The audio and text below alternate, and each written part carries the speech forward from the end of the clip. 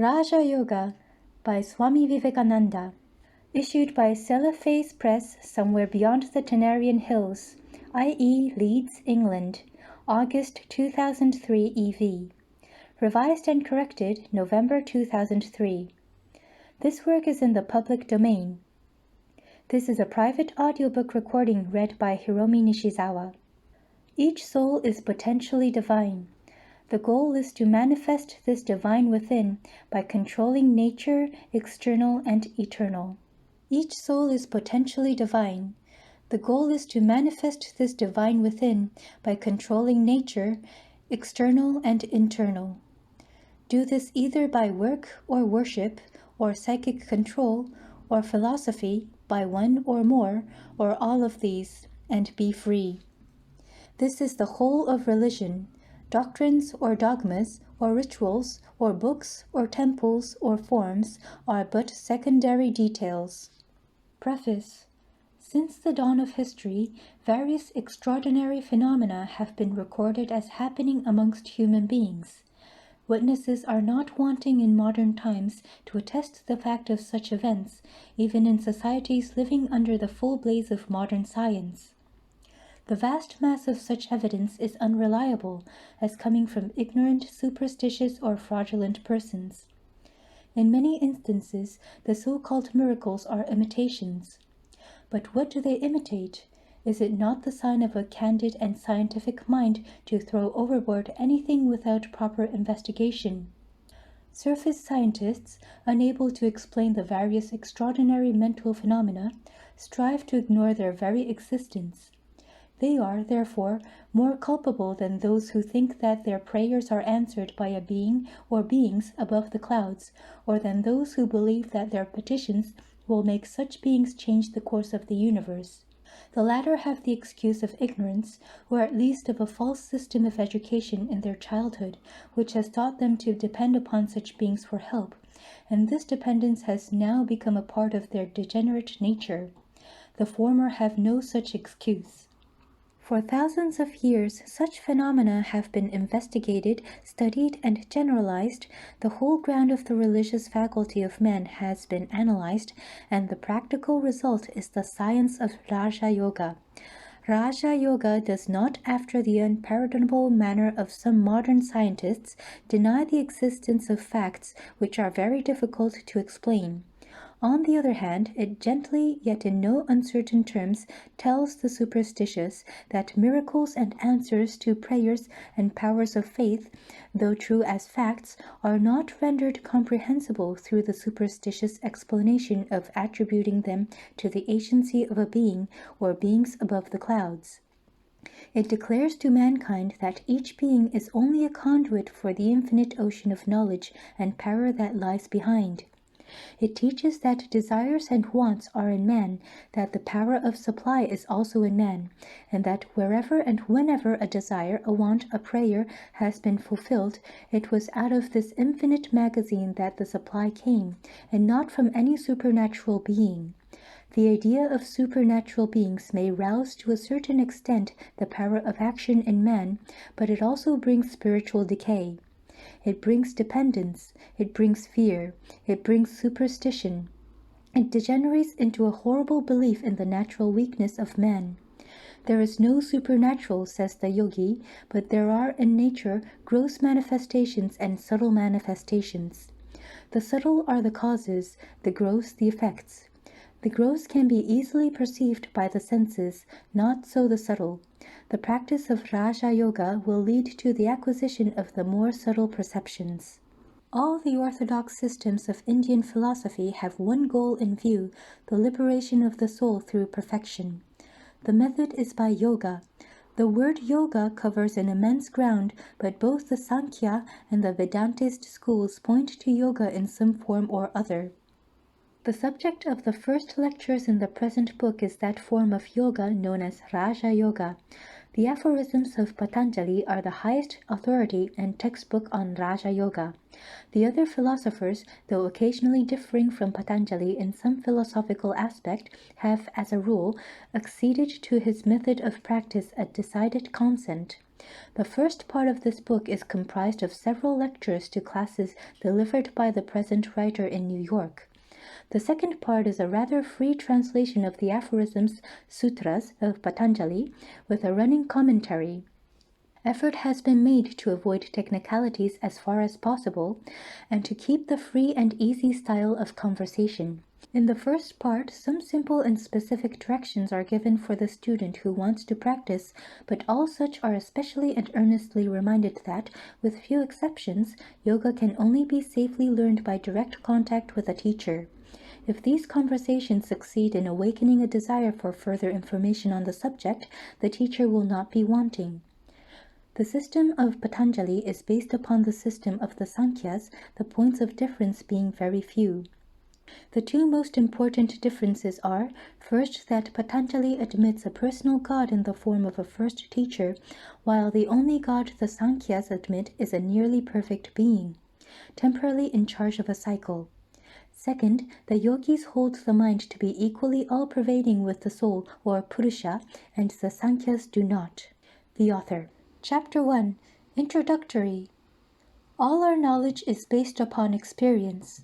What we call inferential knowledge, in which we go from the less general to the more general, or from the general to the particular, has experience as its basis. In what are called the exact sciences, people easily find the truth, because it appeals to the particular experience of every human being. The scientist does not tell you to believe in anything, but he has certain results which come from his own experiences, and reasoning on those experiences, when he asks us to believe in his conclusions, he appeals to some universal experience of humanity. In every exact science, there is a universal basis which is common to all humanity, so that we can at once see the truth of the fallacy of the conclusions drawn therefrom. Now the question is, has religion any such basis or not? I shall have to answer the question both in the affirmative and in the negative. Religion, as it is generally taught all over the world, is said to be based on faith and belief, and in most cases consists only of different sets of theories, and that is the reason why we find all these various religions quarreling with each other. These theories, again, are based on belief. One man says there is a great being sitting above the clouds and governing the whole universe, and he asks me to believe that solely on the authority of his assertion. In the same way, I may have my own ideas, which I am asking others to believe, and if they ask a question, I cannot supply them with any. This is why religion and metaphysical philosophy have a bad name nowadays. Every educated man seems to say, "Oh, these religions are only bundles of theories without any standard to judge them by, each man preaching his own pet ideas." At the same time, I must tell you that there is a basis of universal belief in religion governing all these different theories and all the varying ideas of different sects of men in different countries. Going to the basis of them, we find that they also are based upon universal experiences. In the first place, I will ask you to analyze all the various religions of the world. You will find that these are divided into two classes, those with a book and those without a book. Those with a book are the strongest and have the largest number of followers. Those without books have mostly died out, and the few new ones have very small followings. Yet in all of them we find one consensus of opinion, that the truth they teach are the results of the experiences of particular persons. The Christian asks you to believe in his religion, to believe in Christ, and to believe in him as the incarnation of God, to believe in a God, in a soul, and in a better state of that soul. If I ask him for reasons, he says, "No, it is my belief." But if you go to the fountainhead of Christianity, you will find that this is based upon experience. Christ said he saw God. The disciples said they felt God, and so forth. Similarly, in Buddhism, it is Buddha's experience. He experienced certain truths, saw them, came in contact with them, and preached them to the world. So with the Hindus, in their book the writers, who are called rishis or sages, declare that they have experienced certain truths, and these they preach. Thus it is clear that all the religions of the world have been built upon that one universal and adamantine foundation of all our knowledge, direct experience. The teachers all saw God. They all saw their own souls. They saw their eternity. They saw their future. And they saw what they preached. Only there is this difference, that in most of these religions, especially in modern times, a peculiar claim is put before us, and that claim is that these experiences are impossible at the present day. They were only possible with a few men who were the first founders of the religions that subsequently bore their names. At the present time, these experiences have become obsolete, and therefore we have now to take religion on belief. This I entirely deny. If there has been one case of experience in this world in any particular branch of knowledge, it absolutely follows that this experience has been possible millions of times before, and will be repeated eternally. Uniformity is the rigorous law of nature. What once happened can happen always. The teachers of the science of yoga, therefore, declare that religion is not only based upon the experiences of ancient times, but that no man can be religious until he has had the same perceptions himself. Yoga is the science which teaches us to get these perceptions. It is useless to talk about religion until one has felt it. Why is there so much disturbance, so much fighting and quarreling in the name of God? There has been more bloodshed in the name of God than for any other cause, and the reason is that people never went to the fountainhead. They were content only to give a mental assent to the customs of their forefathers and wanted others to do the same. What right has a man to say he has a soul if he does not feel it, or that there is a God if he does not see him? If there is a God, we must see him. If there is a soul, we must perceive it. Otherwise, it is better not to believe. It is better to be an outspoken atheist than a hypocrite. The modern idea, on the one hand, with the learned, is that religion and metaphysics and all search after a supreme being is futile.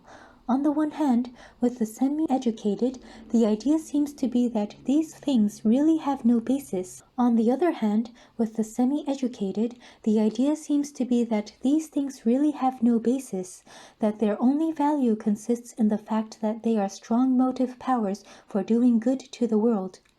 If men believe in a God, they may become good and moral, and so make good citizens. We cannot blame them for holding such ideas, seeing that all the teaching these men get is simply to believe in an eternal rigmarole of words, without any substance behind them. They are asked to live upon words. Can they do it? If they could, I should not have the least regard for human nature.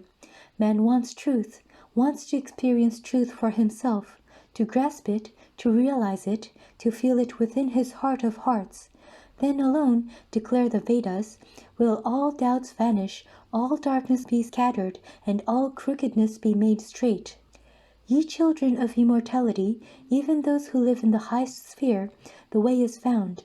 There is a way out of all this darkness, and that is by perceiving him who is beyond all darkness, and there is no other way. The science of Raja Yoga proposes to put before humanity a practical and scientifically worked out method of reaching this truth. In the first place, every science must have its own method of investigation. If you want to become an astronomer and sit down and cry, "Astronomy, astronomy," it will never come to you. The same with chemistry. A certain method must be followed.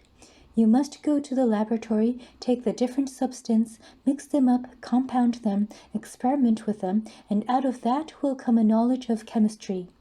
If you want to be an astronomer, you must go to the observatory, take a telescope, study the stars and planets, and then you will become an astronomer.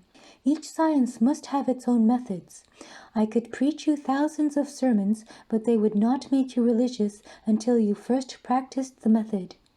These are the truths of the sages of all countries, of all ages, men pure and unselfish, who had no motive but to do good to the world. They all declare that they have found some truth higher than that the senses can bring to us, and they challenge verification. They say to you, take up the method and practice honestly, and then, if you do not find this higher truth, you will have the right to say that there is no truth in the claim. But before you have done that, you are not rational in denying the truth of these assertions. So we must work faithfully, using the prescribed methods, and light will come. In acquiring knowledge, we make use of generalization, and generalization is based upon observation. We first observe facts, and then we generalize, and then we draw our conclusions or principles. The knowledge of the mind, of the internal nature of man, of thought, can never be had until we have the power of first observing the facts that are going on within. It is very easy to observe facts in the external world, and many thousands instruments have been invented to observe every point of nature. The knowledge of the mind, of the internal nature of man, of thought, can never be had until we have the power of first observing the facts that are going on within. It is very easy to observe facts in the external world, and many thousand instruments have been invented to observe every point of nature, but in the internal world we find no instrument to help us. Yet we know we must observe in order to have a real science. Without a proper analysis, any science will be hopeless, mere theorizing, and that is why all the psychologists have been quarreling among themselves since the beginning of time, except those few who found out the means of observation. The science of Raja Yoga, in the first place, proposes to give men such a means of observing the internal states, and the instrument is the mind itself. The power of attention of mind, when properly guided and directed towards the internal world, will analyze the mind and illumine facts for us. The powers of mind are like rays of light being dissipated. When they are concentrated, they illumine everything. This is the only source of knowledge that we have.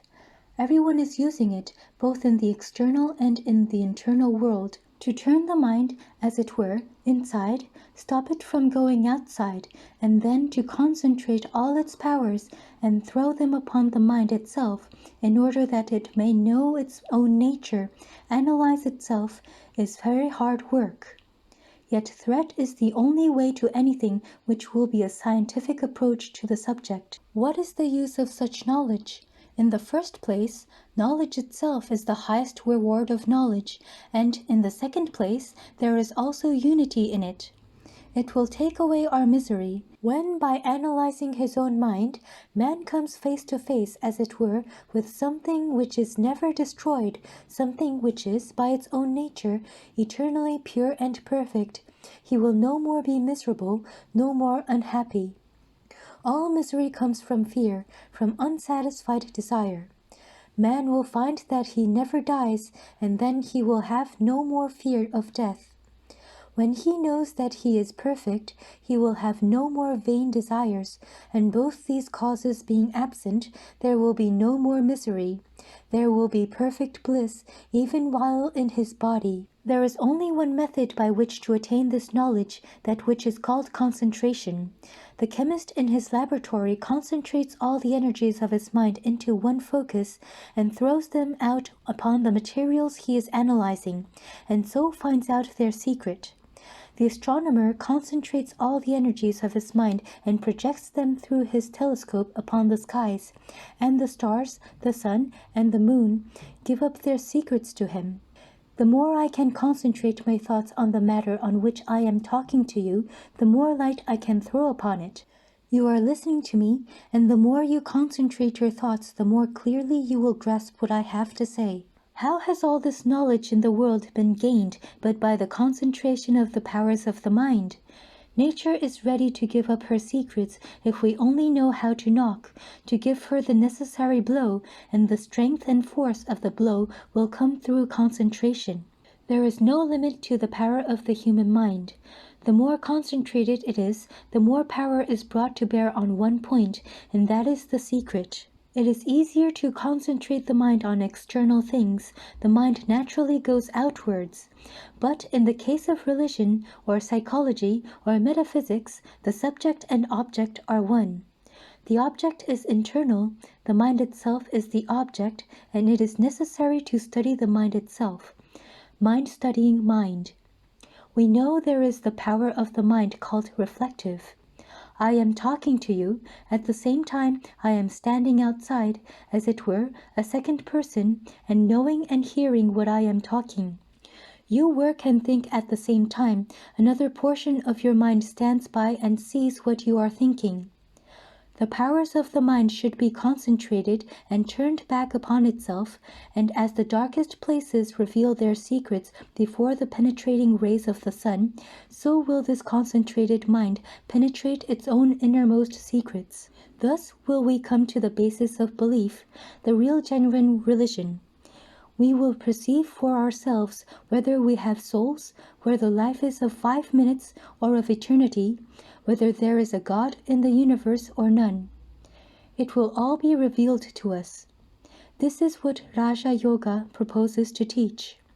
The goal of all its teaching is how to concentrate the mind, then how to discover the facts in our own minds, then how to generalize those facts and form our own conclusions from them.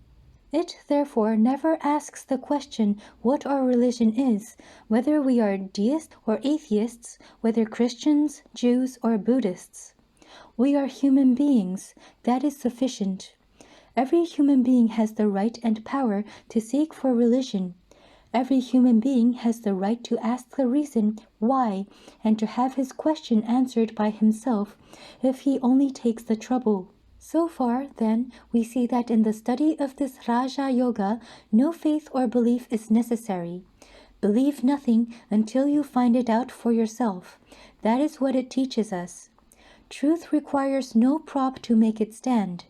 Do you mean to say that the facts of our awakened state require any dreams or imaginings to prove them? Certainly not. This study of Raja Yoga takes a long time and constant practice. A part of this practice is physical, but the main part of it is mental. As we go along, we shall find how intimately the mind is connected with the body. If we believe that the mind is simply a finer part of the body, and that mind acts upon the body, in the same way the body must act upon the mind. If the body is sick, the mind becomes sick also. If the body is healthy, the mind remains healthy and strong. When one is angry, the mind becomes disturbed. At the same time, when the mind is disturbed, the body also becomes disturbed. With the majority of mankind, the mind is entirely under the control of the body. The mind is very little developed.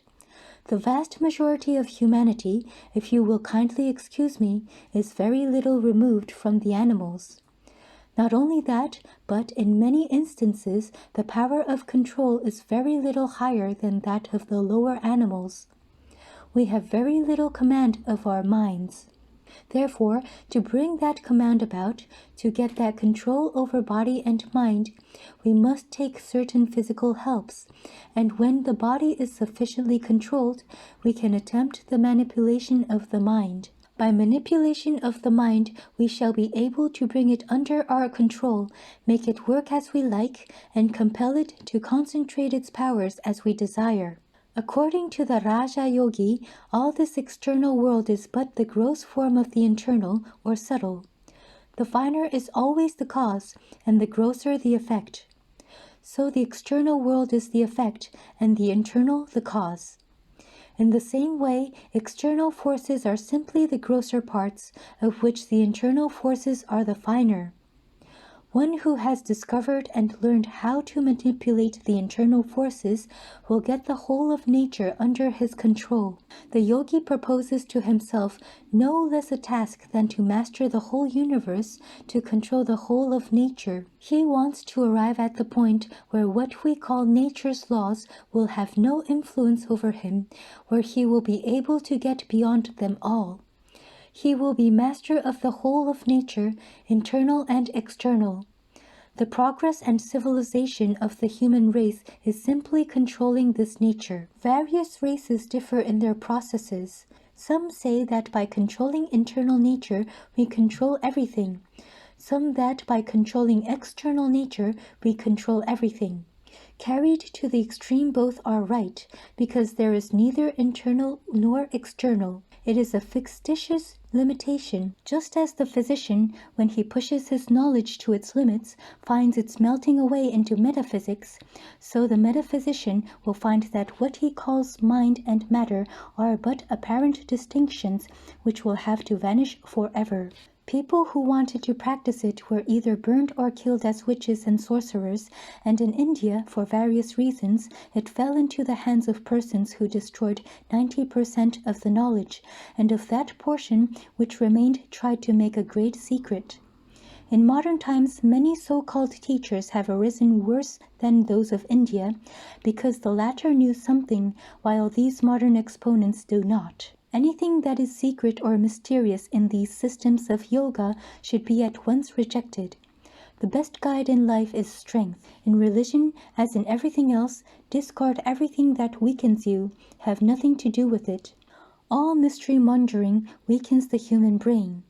Through it, this science of yoga has been well nigh destroyed, but it is really one of the grandest of sciences.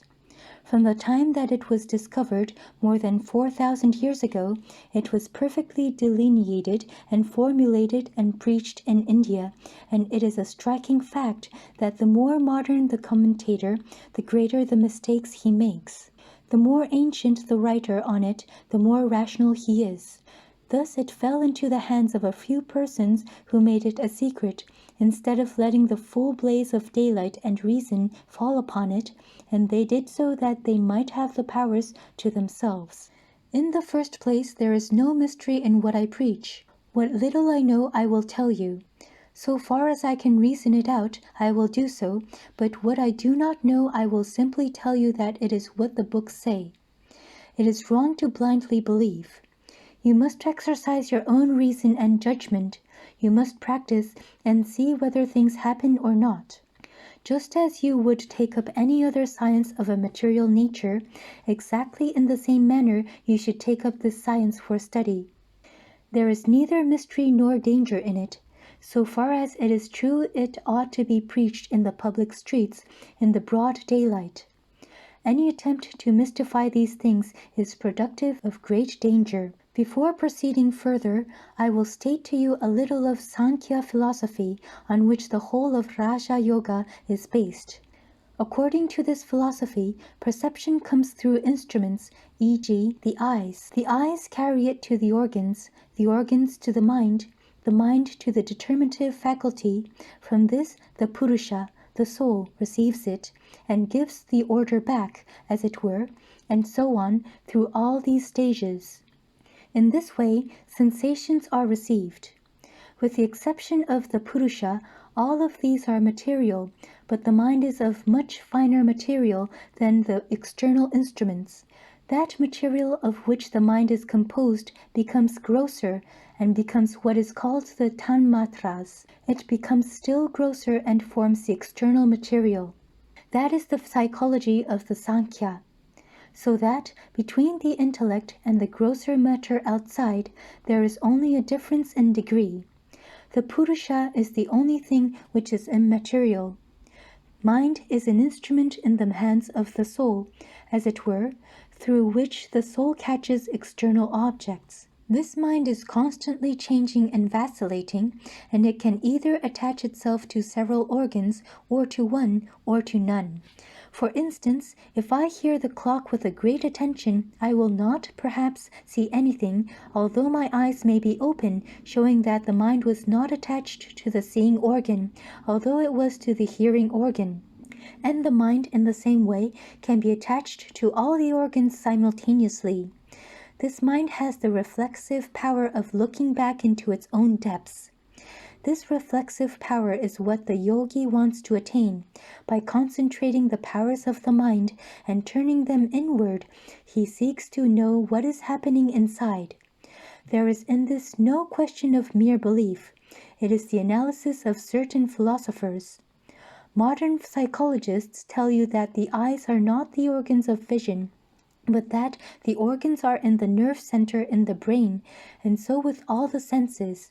And they also tell you that these centers are formed of the same material as the brain itself. So the Sankhyas will also tell you, but one is a statement on the physical side and the other on the psychological side.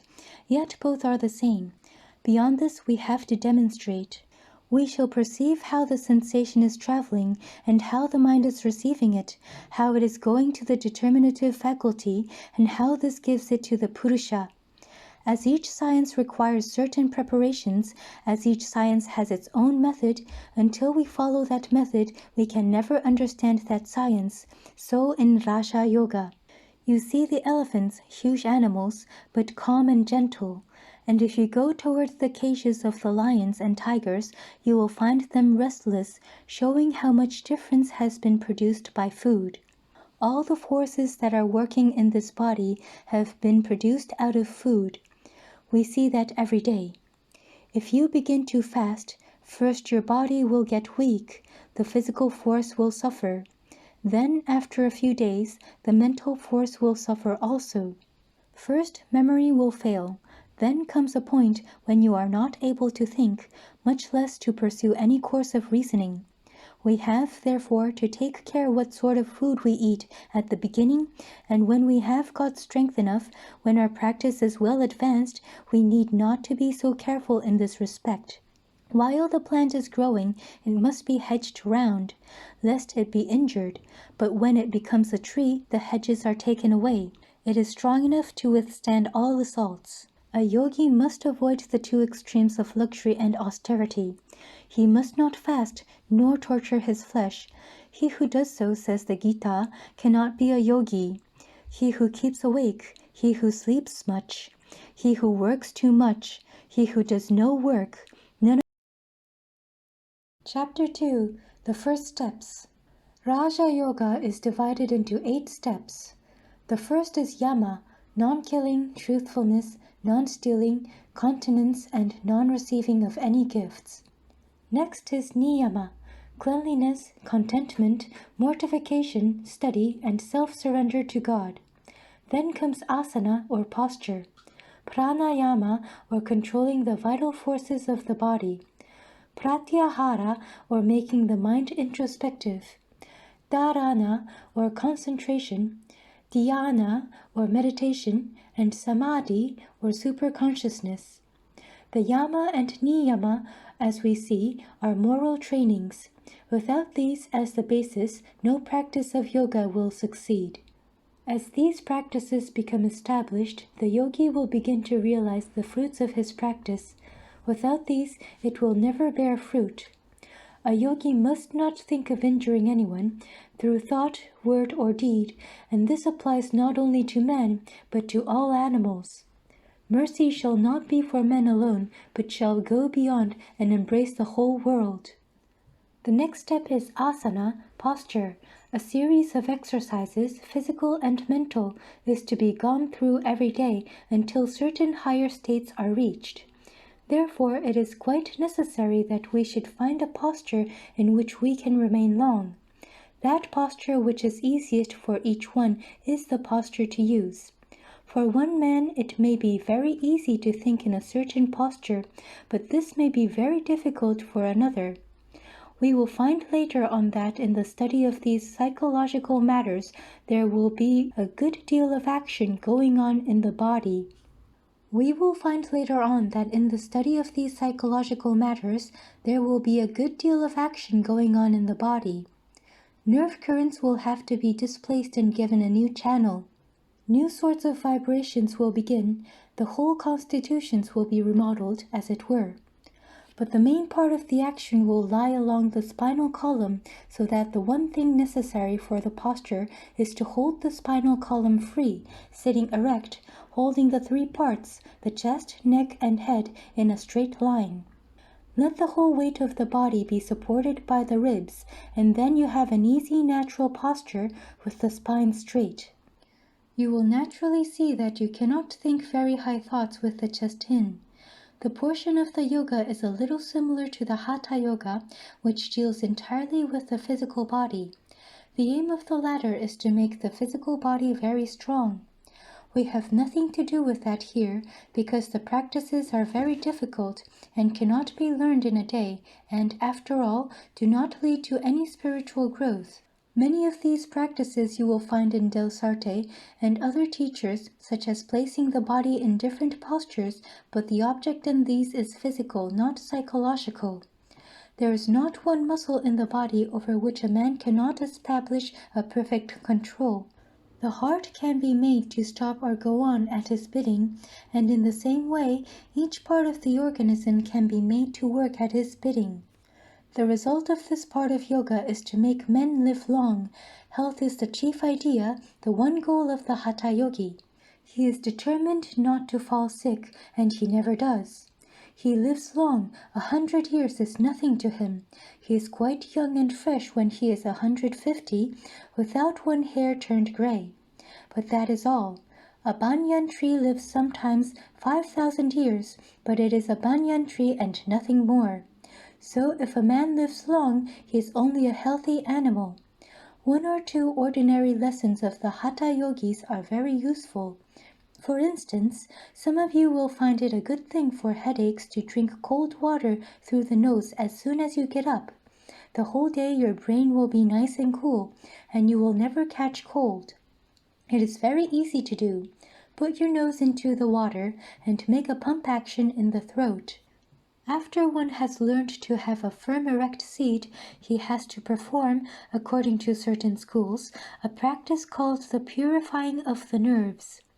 This part has been rejected by some as not belonging to Raja Yoga, but as so great an authority as the commentator Sankaracharya advises it, I think it fit that it should be mentioned, and I will quote his own directions from his commentary to the Svetasvatara Upanishad. The mind whose dross has been cleared away by pranayama becomes fixed in Brahman. Therefore, pranayama is pointed out. First, the nerves are to be purified, then comes the power to practice pranayama. Stopping the right nostril with the thumb, with the left nostril fill in air according to one's capacity. Then, without any interval, throw the air out through the right nostril, closing the left one. Again inhaling through the right nostril, eject through the left, according to capacity. Practice this 3 or 5 times at 4 intervals of the day, before dawn, during midday, in the evening, and at midnight. In 15 days or a month, purity of the nerves is attained. Then begins pranayama. Practice is absolutely necessary. You may sit down and listen to me by the hour every day, but if you do not practice, you will not get one step further. It all depends on practice. We never understand these things until we experience them. We will have to see and feel them for ourselves. Simply listening to explanations and theories will not do. There are several obstructions to practice. The first obstruction is an unhealthy body. If the body is not in a fit state, the practice will be obstructed. Therefore, we have to take care of what we eat and drink and what we do. I always use a mental effort, what is usually called Christian Science, to keep the body strong. That is all, nothing further of the body. We must not forget that health is only a means to an end. If health were the end, we would be like animals. Animals rarely become unhealthy. The second obstruction is doubt. We always feel doubtful about things we do not see. Man cannot live upon words, however he may try. So doubt comes to us as to whether there is any truth in these things or not. Even the best of us will doubt sometimes. With practice, within a few days, a little glimpse will come, enough to give you encouragement and hope. As one commentator on yoga philosophy says, when one proof is realized, however little it may be, that will give us faith in the whole teaching of yoga. For instance, after the first few months of training and teaching, you will begin to find you can read another's thoughts. They will come to you in picture form. Perhaps you will hear something happening at a long distance when you concentrate your mind and try to do so. These glimpses will come just a little bit at first, but enough to give you faith and strength and hope. For instance, if you concentrate your thoughts on the tip of your nose, in a few days you will begin to smell most beautiful fragrance, and that will be enough to show you that there are certain mental perceptions that can be made obvious without the contact of physical objects. We must be the masters and not nature. Neither body nor mind must be our master, and neither must we forget that the body is mind, and not I the body's. A god and a demon went to learn about the self from a great sage. They studied with him for a long time, and at last the sage told them, "Thou thyself art the being thou art seeking." Both of them thought that their bodies were the self. "We have got everything," they said, and both of them returned to their people and said, "We have learned everything that is to be learned. Eat, drink, and be merry. We are the self. There is nothing beyond us." The nature of the demon was ignorant, clouded, so he never inquired any further, but was perfectly satisfied with the idea that he was God, that by the self was meant the body. But the god had a purer nature.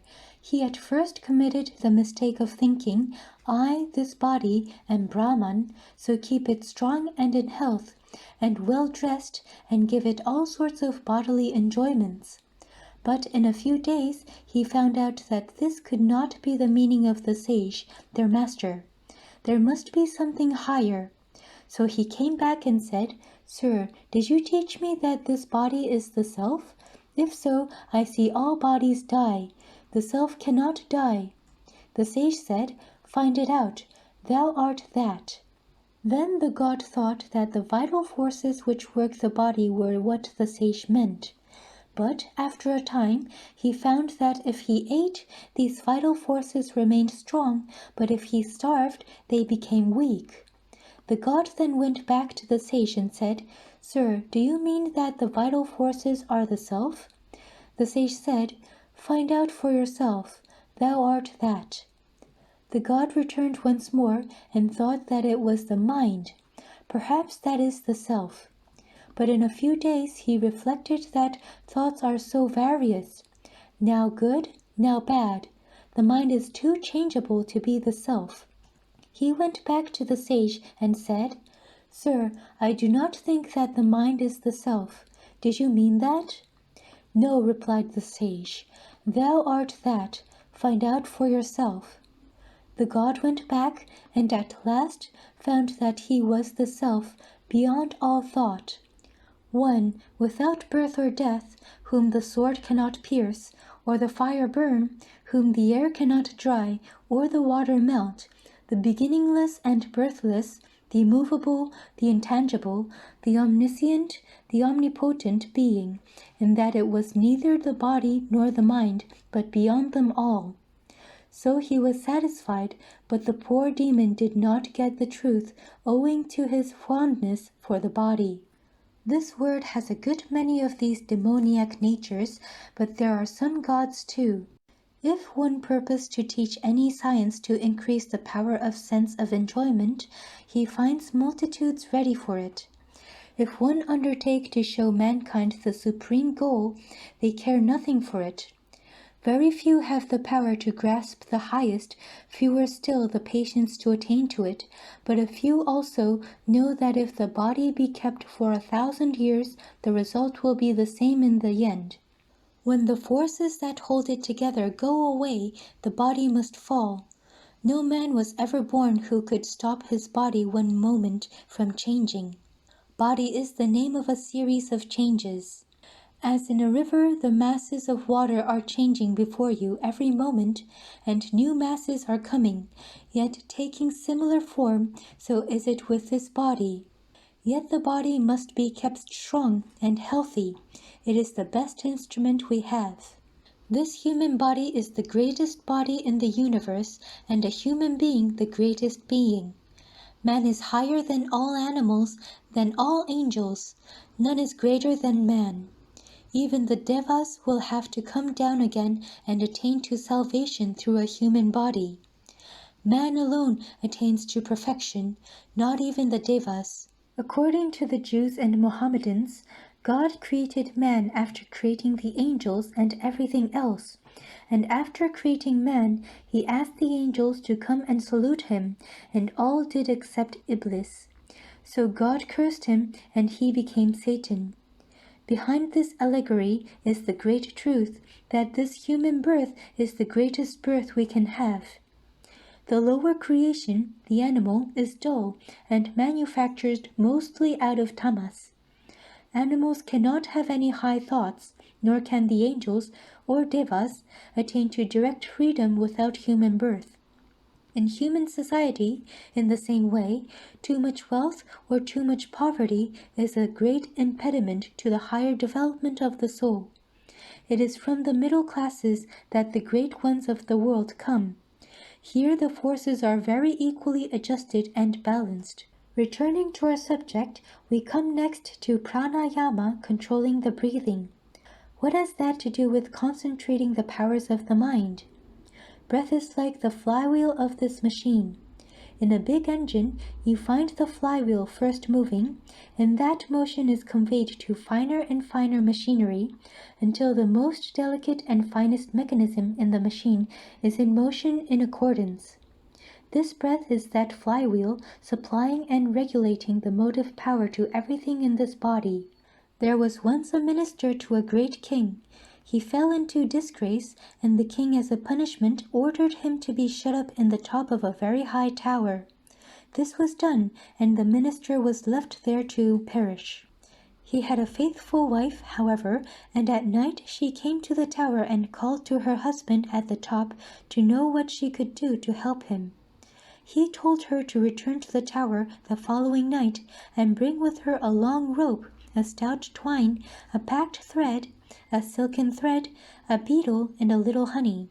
Wondering much, the good wife obeyed her husband and brought him the desired articles.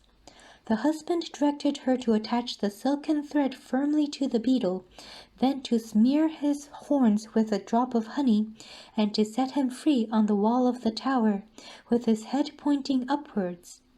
She obeyed all these instructions, and the beetle started on his long journey. Smelling the honey before him, he slowly crept onwards and onwards, in the hope of reaching it, until at last he reached the top of the tower, when the minister grasped the beetle, and got possession of the silken thread. He told his wife to tie the other end to the pack thread, and after he had drawn up the pack thread, he repeated the process with the stout twine, and lastly with the rope. Then the rest was easy. The minister descended from the tower by means of the rope, and made his escape. In this body of ours, the breath motion is the silken thread, and laying hold of that, learning to control it, we grasp the pack thread of the nerve currents, and from these the stout twine of our thoughts, and lastly the rope of prana, controlling which we reach freedom. We do not know anything about our own bodies. We cannot know. At best we can take a dead body and cut it in pieces, and there are some who can take a live animal and cut it in pieces in order to see what is inside the body. Still, that has nothing to do with our own bodies. We know very little about them. Why do we not? Because our attention is not discriminating enough to catch the very fine movements that are going on within. We can know of these only as the mind, as it were, enters the body, and becomes more subtle. To get that subtle perception, we have to begin with the grosser perceptions, so we have to get hold of that which is setting the whole engine in motion, and that is the prana, the most obvious manifestation of which is the breath. Then, along with the breath, we will slowly enter the body, and that will enable us to find out about the subtle forces, how the nerve currents are moving all over the body, and as soon as we perceive that and learn to feel them, we shall begin to get control over them and over the body. The mind is also set in motion by these nerve current, so at last we shall reach the state when we have perfect control over the body and mind, making both our servants. Knowledge is power, and we have to get this power, so we must begin at the beginning, the pranayama, restraining the prana. This pranayama is a long subject and will take several lessons to illustrate it thoroughly. We will take it part by part. We shall gradually see what are the reasons for each exercise and what forces in the body are set in motion. All these things will come to us, but it requires constant practice, and the proof will come by practice. No amount of reasoning which I can give you will be proof to you until you have demonstrated it for yourselves. As soon as you begin to feel these currents in motion all over you, doubts will vanish, but it requires hard practice every day. You must practice at least twice every day, and the best times are towards the morning and the evening. When night passes into day and day into night, it has to pass through a state of relative calmness. The early morning and the early evening are the 2 points of calmness. Your body will have a like tendency to become calm at those times. We will take advantage of that natural condition and begin then to practice. Make it a rule not to eat until you have practiced. If you do this, the sheer force of hunger will break your laziness. In India, they teach children never to eat until they have practiced and worshipped, and it becomes natural to them after a while. A boy will not feel hungry until he has bathed and practiced. Those of you who can afford it will do better to have a room for this practice alone. Do not sleep in that room, it must be kept holy. You must not enter the room until you have bathed and are perfectly clean in body and mind. Place flowers in that room always. They are the best surroundings for a yogi. Also pictures that are pleasing. Burn incense morning and evening. Have no quarreling or anger or unholy thought in that room. Only allow those persons to enter who are of the same thought as you.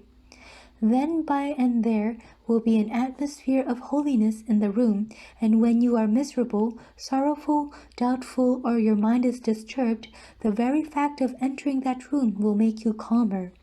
This was the idea of the temple and the church, and in some temples and churches you will find it even now, but in the majority of them the very idea has been lost.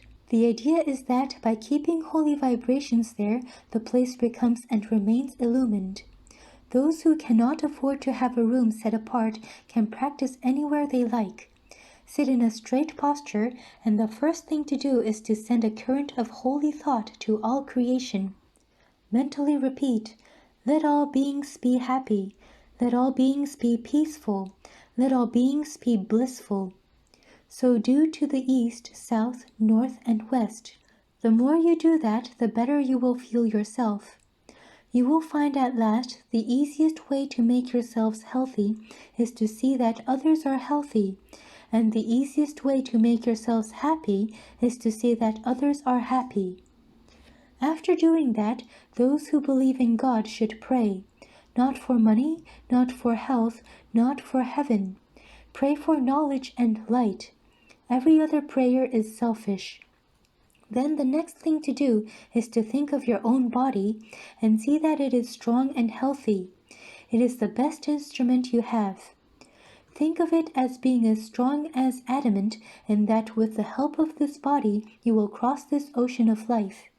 Freedom was never to be reached by the weak. Throw away all weakness. Tell your body that it is strong.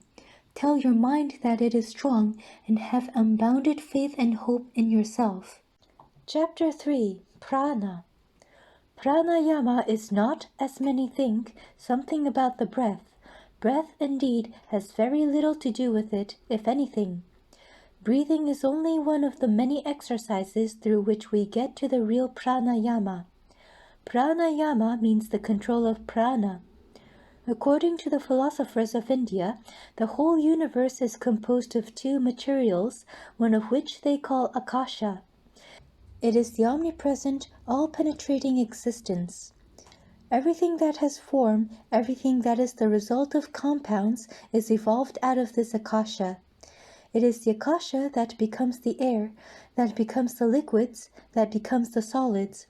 It is the akasha that becomes the sun, the earth, the moon, the stars, the comets. It is the akasha that becomes the body, the animal body, the plants, every form that we see, everything that can be sensed, everything that exists. It itself cannot be perceived. It is so subtle that it is beyond all ordinary perception. It can only be seen when it has become gross, has taken form. At the beginning of creation, there is only this akasha. At the end of the cycle, the solids, the liquids, and the gases all melt into the akasha again, and the next creation similarly proceeds out of this akasha. By what power is this Akasha manifested into this universe? By the power of prana. Just as Akasha is the infinite omnipresent material of this universe, so is this prana the infinite omnipresent manifesting power of this universe. At the beginning and at the end of a cycle, everything becomes Akasha, and all the forces that are in the universe resolve back into the prana. In the next cycle, out of this prana is evolved everything that we call energy, everything that we call force. It is the prana that is manifesting as motion. It is the prana that is manifesting as gravitation, as magnetism. It is the prana that is manifesting as the action of the body, as the nerve currents, as thought force. From thought down to the lowest physical force, everything is but the manifestation of prana. The sum total of all force in the universe, mental or physical, when resolved back into its original state, is called prana. When there was neither aught nor naught, when darkness was covering darkness, what existed then? That Akasha existed without motion. The physical motion of the prana was stopped, but it existed all the same. All the energies that are now displayed in the universe, we know, by modern science, are unchangeable. The sum total of the energies in the universe remains the same throughout. Only at the end of a cycle these energies quiet down, become potential, and at the beginning of the next cycle they start up, strike upon the Akasha, and out of the Akasha evolve into various forms, and as the Akasha changes, this prana changes also into all these manifestations of energy. The knowledge and control of this prana is really what is meant by pranayama. This opens to us the door to almost unlimited power. Suppose, for instance, one understood the prana perfectly and could control it, what power on earth could there be that would not be his? He would be able to move the sun and stars out of their places, to control everything in the universe, from the atoms to the biggest suns, because he would control the prana. This is the end and aim of pranayama. When the yogi becomes perfect, there will be nothing in nature not under his control. If he orders the gods to come, they will come at his bidding. If he asks the departed to come, they will come at his bidding. All the forces of nature will obey him as his slaves, and when the ignorant see these powers of the yogi, they call them miracles. One peculiarity of the Hindu mind is that it always inquires for the last possible generalization, leaving the details to be worked out afterwards. The question is raised in the Vedas, what is that knowing which we shall know everything? Thus all books and all philosophies that have been written have been only to prove that by knowing which everything is known. If a man wants to know this universe bit by bit, he must know every individual grain of sand, and that means infinite time for him. He cannot know all of them. Then how can knowledge be? How is it possible for a man to be all-knowing through particulars? The yogis say that behind this particular manifestation there is a generalization. Behind all particular ideas stands a generalized and abstract principle. Grasp it, and you will have grasped everything. Behind all particular ideas stands a generalized and abstract principle. Grasp it, and you have grasped everything. Just as this whole universe has been generalized in the Vedas into that one absolute existence. He who has grasped that existence has grasped the whole universe. So all forces have been generalized into this prana, and he who has grasped the prana has grasped all the forces of the universe, mental or physical. He who has controlled the prana has controlled his own mind and all the minds that exist. He who has controlled the prana has controlled his body and all the bodies that exist, because the prana is the generalized manifestation of force. How to control the prana is the one idea of pranayama. All these trainings and exercises are for that one end, and each man must begin where he stands, must learn how to control the things that are nearest to him. This body is the nearest thing to us, nearer than anything in the universe, and this mind is the nearest of all. The prana which is working this mind and body is the nearest to us of all the prana in the universe. This little wave of the prana, which represents our own energies, mental and physical, is the nearest wave to us of all that infinite ocean of prana, and if we can succeed in controlling that little wave, then alone we can hope to control the whole of prana. Perfection is to be gained by the yogi who has done this, and no power is any more his master. He has become almost almighty, almost all-knowing. We see sects in every country who have attempted this control of prana. In this country there are mind healers, faith healers, spiritualists, Christian scientists, hypnotists, etc. And if we analyze these different groups, we shall find that the background of each is this control of the prana, whether they know it or not. If you boil all their theories down, the residuum will be the same. It is the one and the same force they are manipulating, only unknowingly. They have stumbled on the discovery of a force and do not know its nature, but they are unconsciously using the same powers which the yogi uses, and which come from prana. This prana is the vital force in every being, and the finest and highest action of prana is thought. This thought, again, as we see, is not all. There is also a sort of thought which we call instinct or unconscious thought, the lowest plane of action. If a mosquito stings us, without thinking, our hand will strike it, automatically, instinctively. This is one expression of thought. All reflex actions of the body belong to this plane of thought. There is then a still higher plane of thought, the conscious. I reason, I judge, I think, I see the pros and cons of certain things. Yet that is not all. We know that reason is limited. There is only a certain extent to which reason can go. Beyond that it cannot reach. The circle within which it runs is very, very limited indeed. Yet at the same time we find facts rush into this circle. Like the coming of comets, certain things are coming into this circle, and it is certain they come from outside the limit, although our reason cannot go beyond. The causes of the phenomena protruding themselves in this small limit are outside of this limit. The reason and the intellect cannot reach them, but, says the yogi, that is not all. The mind can exist on a still higher plane, the superconscious. When the mind has attained to the state which is called samadhi, perfect concentration, superconsciousness, it goes beyond the limits of reason and comes face to face with facts which no instinct or reason can ever know. All these manipulations of subtle forces of the body, the different manifestations of prana, if trained, give a push to the mind, and the mind goes up higher and becomes superconscious, and from that plane it acts. In this universe, there is one continuous mass on every plane of existence. Physically, this universe is one. There is no difference between the sun and you. The scientist will tell you it is only a fiction to say the contrary. There is no real difference between the table and me.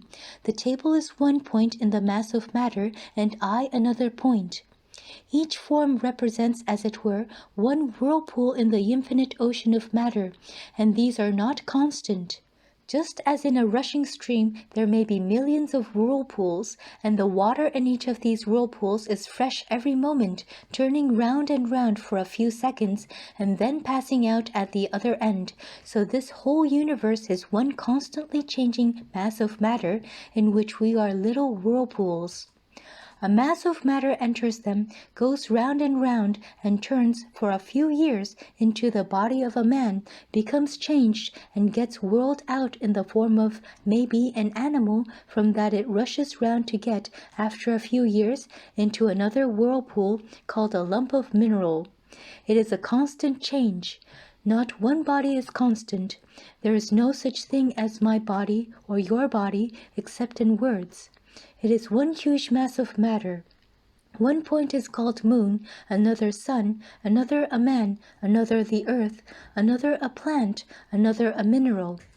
No one is constant, but everything is changing, matter eternally conserating and disintegrating. So it is with the mind. Matter is represented by the ether. When the action of prana is most subtle, this very ether in the finer state of vibration will represent the mind, and there it will be still one unbroken mass. If you can get to simplify that subtle vibration, you will see and feel that the whole universe is composed of these subtle vibrations. Sometimes certain drugs have the power to take us, as it were, through our senses and bring us to that condition. Many of you may remember the celebrated experiment of Sir Humphrey Davy when the laughing gas overpowered him, and during the lecture he remained motionless, stupefied, and after that he said that the whole universe was made up of ideas. For the time being, as it were, the gross vibrations had ceased, and only the subtle vibrations, which he called the mind, were present to him. He could only see the subtle vibrations round him. Everything had become thought. The whole universe was an ocean of thought. He and everyone else had become little thought whirlpools. Thus, even in the universe of thought, we find this unity, and at last, when we get to the self, we know that that self can only be one. Beyond motion there is but one. Even in manifest motion there is only a unity. These facts can no more be denied, as modern science has demonstrated them. Modern physics also has demonstrated that the sum total of the energies is the same throughout. It has also been proved that this sum total of energy exists in two forms. It becomes potential, toned down, and calmed, and next it comes out manifested as all these various forces. Again it goes back to the quiet state, and again it manifests. Thus it goes on evolving and involving through eternity. The control of this prana, as before stated, is what is called pranayama. This pranayama has very little to do with breathing, except as exercise. The most obvious manifestation of this prana in the human body is the motion of the lungs. If that stops, the body will stop. All the other manifestations of force in the body will immediately stop if this is stopped. There are persons who can train themselves in such a manner that the body will live on, even when this motion has stopped. There are some persons who can bury themselves for months and yet live without breathing. But for all ordinary persons, this is the principal gross motion in the body. To reach the more subtle, we must take the help of the grosser, and so slowly travel towards the most subtle until we gain our point. The most obvious of all motions in the body is the motion of the lungs, the flywheel which is setting all the other forces in motion. Pranayama really means controlling this motion of the lungs, and this motion is associated with the breath. Not that breath is producing it, on the contrary, it is producing breath. This motion draws the air by pump action. The prana is moving the lungs, and that motion of the lungs draws in the air. So pranayama is not breathing, but controlling that muscular power which moves the lungs, and that muscular power which is going out through the nerves to the muscles, from them to the lungs, making them move in a certain manner, in the prana, which we have to control in the practice of pranayama. When this prana has become controlled, then we shall immediately find that all the other actions of the prana in the body will slowly come under control. I myself have seen men who have controlled almost every muscle of the body, and why not? If I have control over certain muscles, why not over every muscle and nerve of the body? What impossibility is there? At present, the control is lost, and the motion has become automatic. We cannot move the ears at will, but we know that animals can.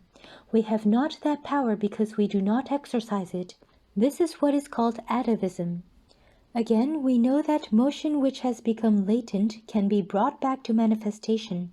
By hard work and practice, certain motions of the body which are most dormant can be brought back under perfect control.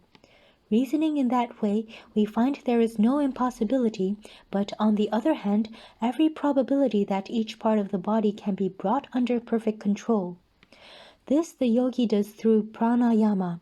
Perhaps some of you have read in these books that in pranayama, when drawing in the breath, you must fill your whole body with prana.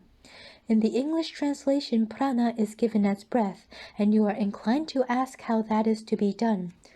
The fault is with the translator. Every part of the body can be filled with prana, this vital force, and when you are able to do that, you can control the whole body.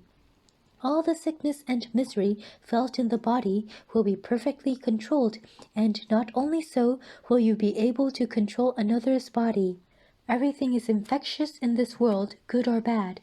If your body be in a certain state of tension, it will have a tendency to produce the same tension in others. If you are strong and healthy, those that live near you will also have the tendency to become strong and healthy. But if you are sick and weak, those around you will have the tendency to become the same. This vibration will be, as it were, conveyed to another body. In the case of one man trying to heal another, the first idea is simply transferring his own health to the other. This is the primitive sort of healing. Consciously or unconsciously, health can be transmitted. The very strong man living with the weak man will make him a little stronger, whether he knows it or not. When consciously done, it becomes quicker and better in its action. Next come those cases in which a man may not be very healthy himself, yet we know that he can bring health to another. The first man in such a case has a little more control over the prana and can rouse, for the time being, his prana, as it were, to a certain state of vibration and transmit it to another person. There have been cases where this process has been carried on at a distance, but in reality there is no distance in the sense of a break. Where is the distance that has a break? Is there any break between you and the sun? It is a continuous mass of matter, the sun the one part, and you the other. Is there a break between one part of a river and another? Then why cannot any force travel? There is no reason against it. These cases are perfectly true, and this prana can be transmitted to a very great distance. But to one genuine case, there are hundreds of frauds. It is not as easy as it is thought to be. In the most ordinary cases of this healing, you will find that these healers are simply taking advantage of the naturally healthy state of the human body. There is no disease in this world which kills the majority of persons attacked. Even in cholera epidemics, if for a few days 60% die, after that the rate comes down to 30 and 20%, and the rest recover. An allopath comes and treats cholera patients and gives them his medicines. The homeopath comes and gives his medicine and cures perhaps more, simply because the homeopath did not disturb the patients, but allowed nature to deal with them. And the faith healer will cure more still, because he will bring the strength of his mind to bear and rouses, through faith, the dormant prana of the patient.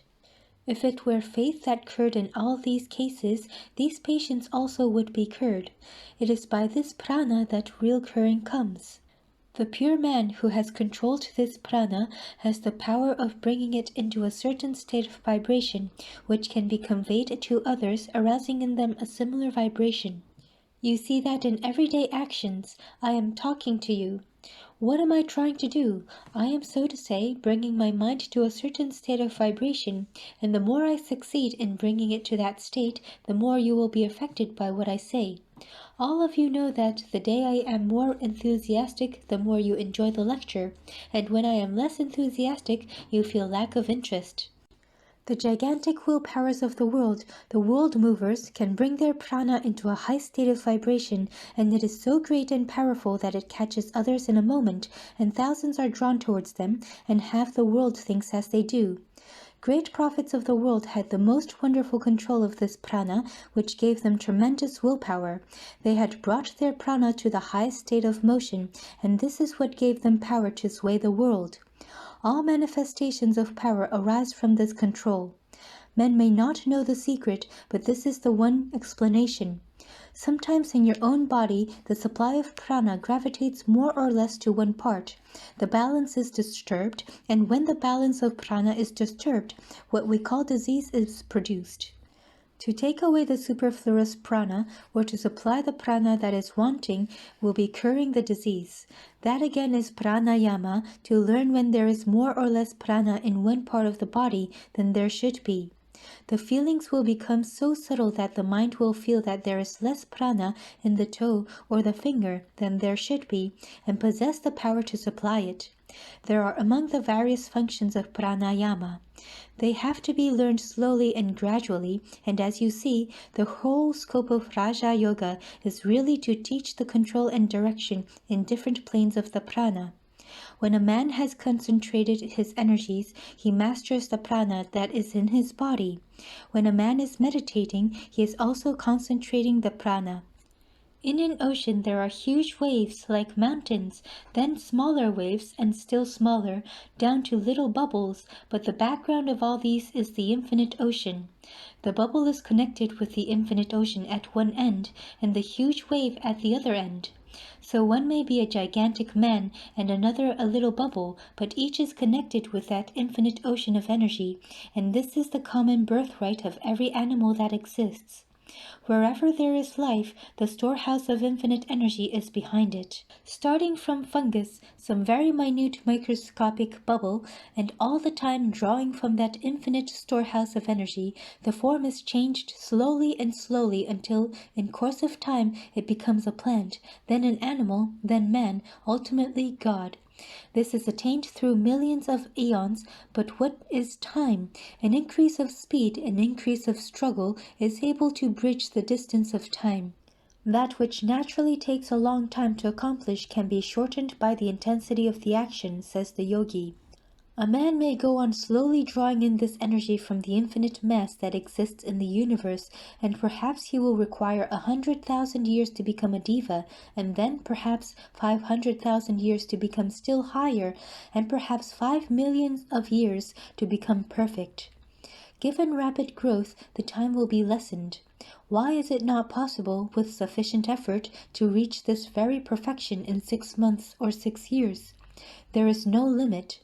Reason shows that if an engine with a certain amount of coal runs at 2 miles an hour, add more coal and it will run in quicker time. Similarly, why shall not the soul, by intensifying its action, attain to that goal in this very life? All beings will at last attain to that perfection we know. But who cares to wait all these millions of eons? Why not reach it immediately, in this body even, in this human form? Why shall I not get that infinite knowledge, infinite power now?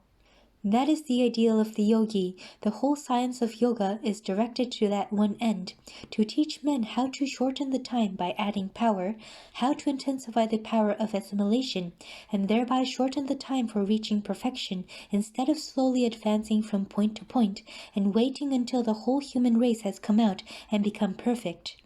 All the great prophets, saints, and seers of the world, what are they? In that one span of life, they lived the whole life of humanity, bridged the whole length of time. They have no thought for anything else, breathe for nothing else, never live for a moment for any other idea, and thus the way is shortened for them. This is what is meant by concentration, intensifying the action or assimilation, and thus shortening the time. And the Raja Yoga is the science which teaches us how to gain the power of concentration. What has this pranayama to do with spiritualism? That is also a manifestation of pranayama. If it has to be true that the departed spirits exist, only that we cannot see them, it is quite probable that there may be hundreds and millions living here that we can neither see, feel, nor touch. We may be continually passing and repassing through their bodies, and it is also probable that they do not see us or feel us. It is a circle within a circle, universe within universe. Those only that are on the same plane see each other. We have 5 senses, and we represent prana in a certain state of vibration. All beings in the same state of vibration will see each other, but if there are beings who represent prana in a higher state of vibration, they will not be seen. We may increase the intensity of light until we cannot see the light at all, but there may be beings with eyes so powerful that they can see such light. Again, if the vibrations are very low, we do not see light, but there are animals that see it, as cats and owls. Our range of vision is only one plane of the vibrations of this prana. Take this atmosphere, for instance. It is piled up layer on layer, but the layers nearer to the earth are denser than those above, and as you go higher, the atmosphere becomes finer and finer. Or take the case of the ocean. As you go deeper and deeper, the density of the water increases. As you go deeper and deeper, the density of the water increases, and those animals that live at the bottom of the sea can never come up, or they will be broken into pieces. Think of this whole universe as an ocean of ether, in vibration under the action of prana, and that it consists of layer after layer of varying degrees of vibration. And the more external the vibrations are less, and nearer to the center the vibrations become quicker and quicker, and each range of vibration makes one plane. Think of the whole thing as one circle, the center of which is perfection.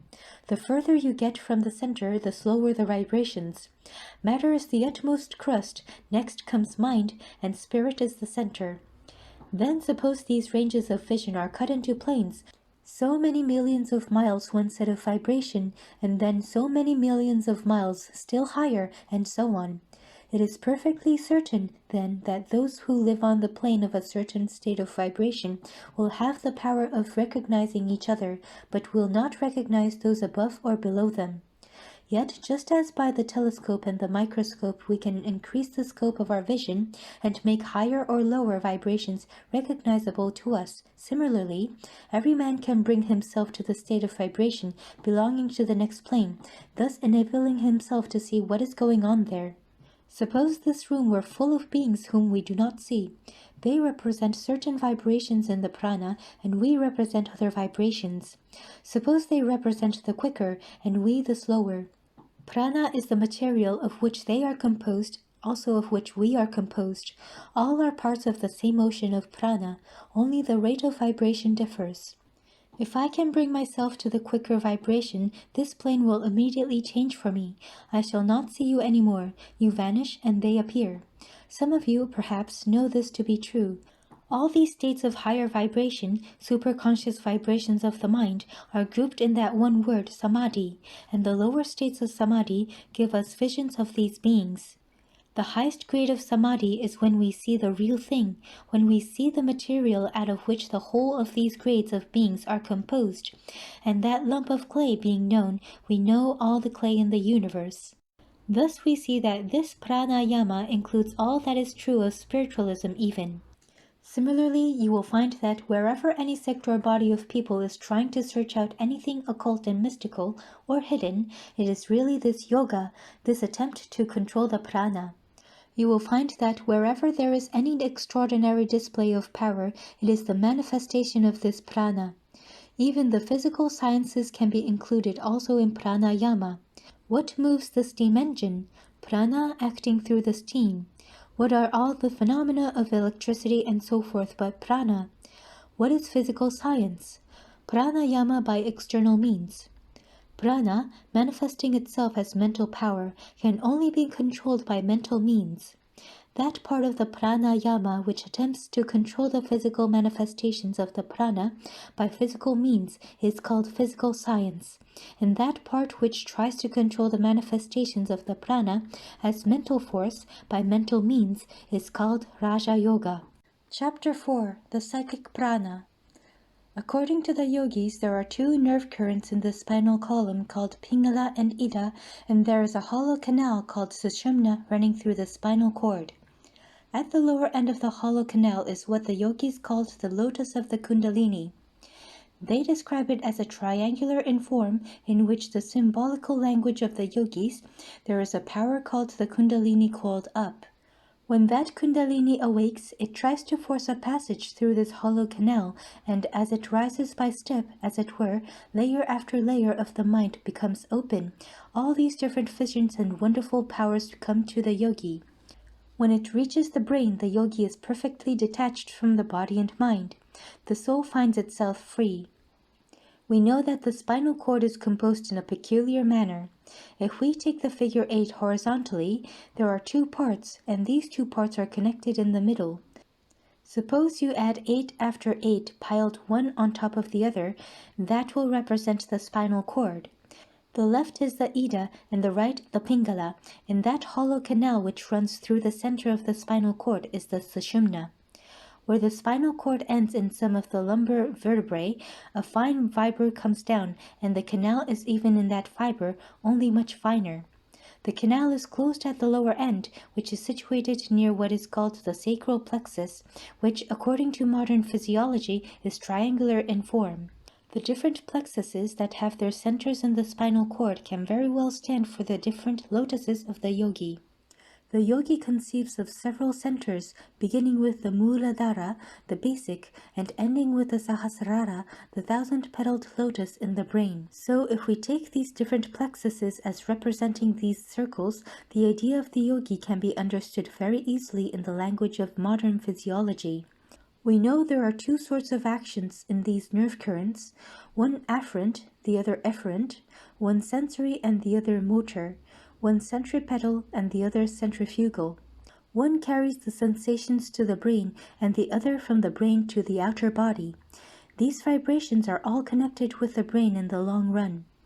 Several other facts we have to remember in order to clear the way for the explanation which is to come. This spinal cord at the brain ends in a sort of bulb in the medulla, which is not attached to the brain, but floats in a fluid in the brain, so that if there be a blow on the head, the force of that blow will be dissipated in the fluid and will not hurt the bulb. This will be an important fact as we go on. Secondly, we have also to know that of all the centers, we have particularly to remember three: the Muladhara, the basic, the Sahasrara, the thousand-petaled lotus on the brain, and the Svadhisthana, the navel. Next, we will take one fact from physics. We all hear of electricity and various other forces connected with it. What electricity is, no one knows, but so far as it is known, it is a sort of motion. There are various other motions in the universe. What is the difference between them and electricity? Suppose this table moves, that the molecules which compose this table are moving in different directions. If they are all made to move in the same direction, it will be electricity. Electric motion is when the molecules all move in the same direction. If all the air molecules in a room are made to move in the same direction, it will make a gigantic battery of electricity of the room. Another point from physiology we must remember that the center which regulates the respiratory system, the breathing system, has a sort of controlling action over the system of nerve currents. And the controlling center of the respiratory system is opposite to the thorax in the spinal column. This center regulates the respiratory organs and also exercises some control over the secondary centers. Now we shall see why breathing is practiced. In the first place, from rhythmical breathing will come a tendency of all the molecules in the body to have the same direction. When mind changes into will, the currents change into a motion similar to electricity, because the nerves have been proved to show polarity under action of electric currents.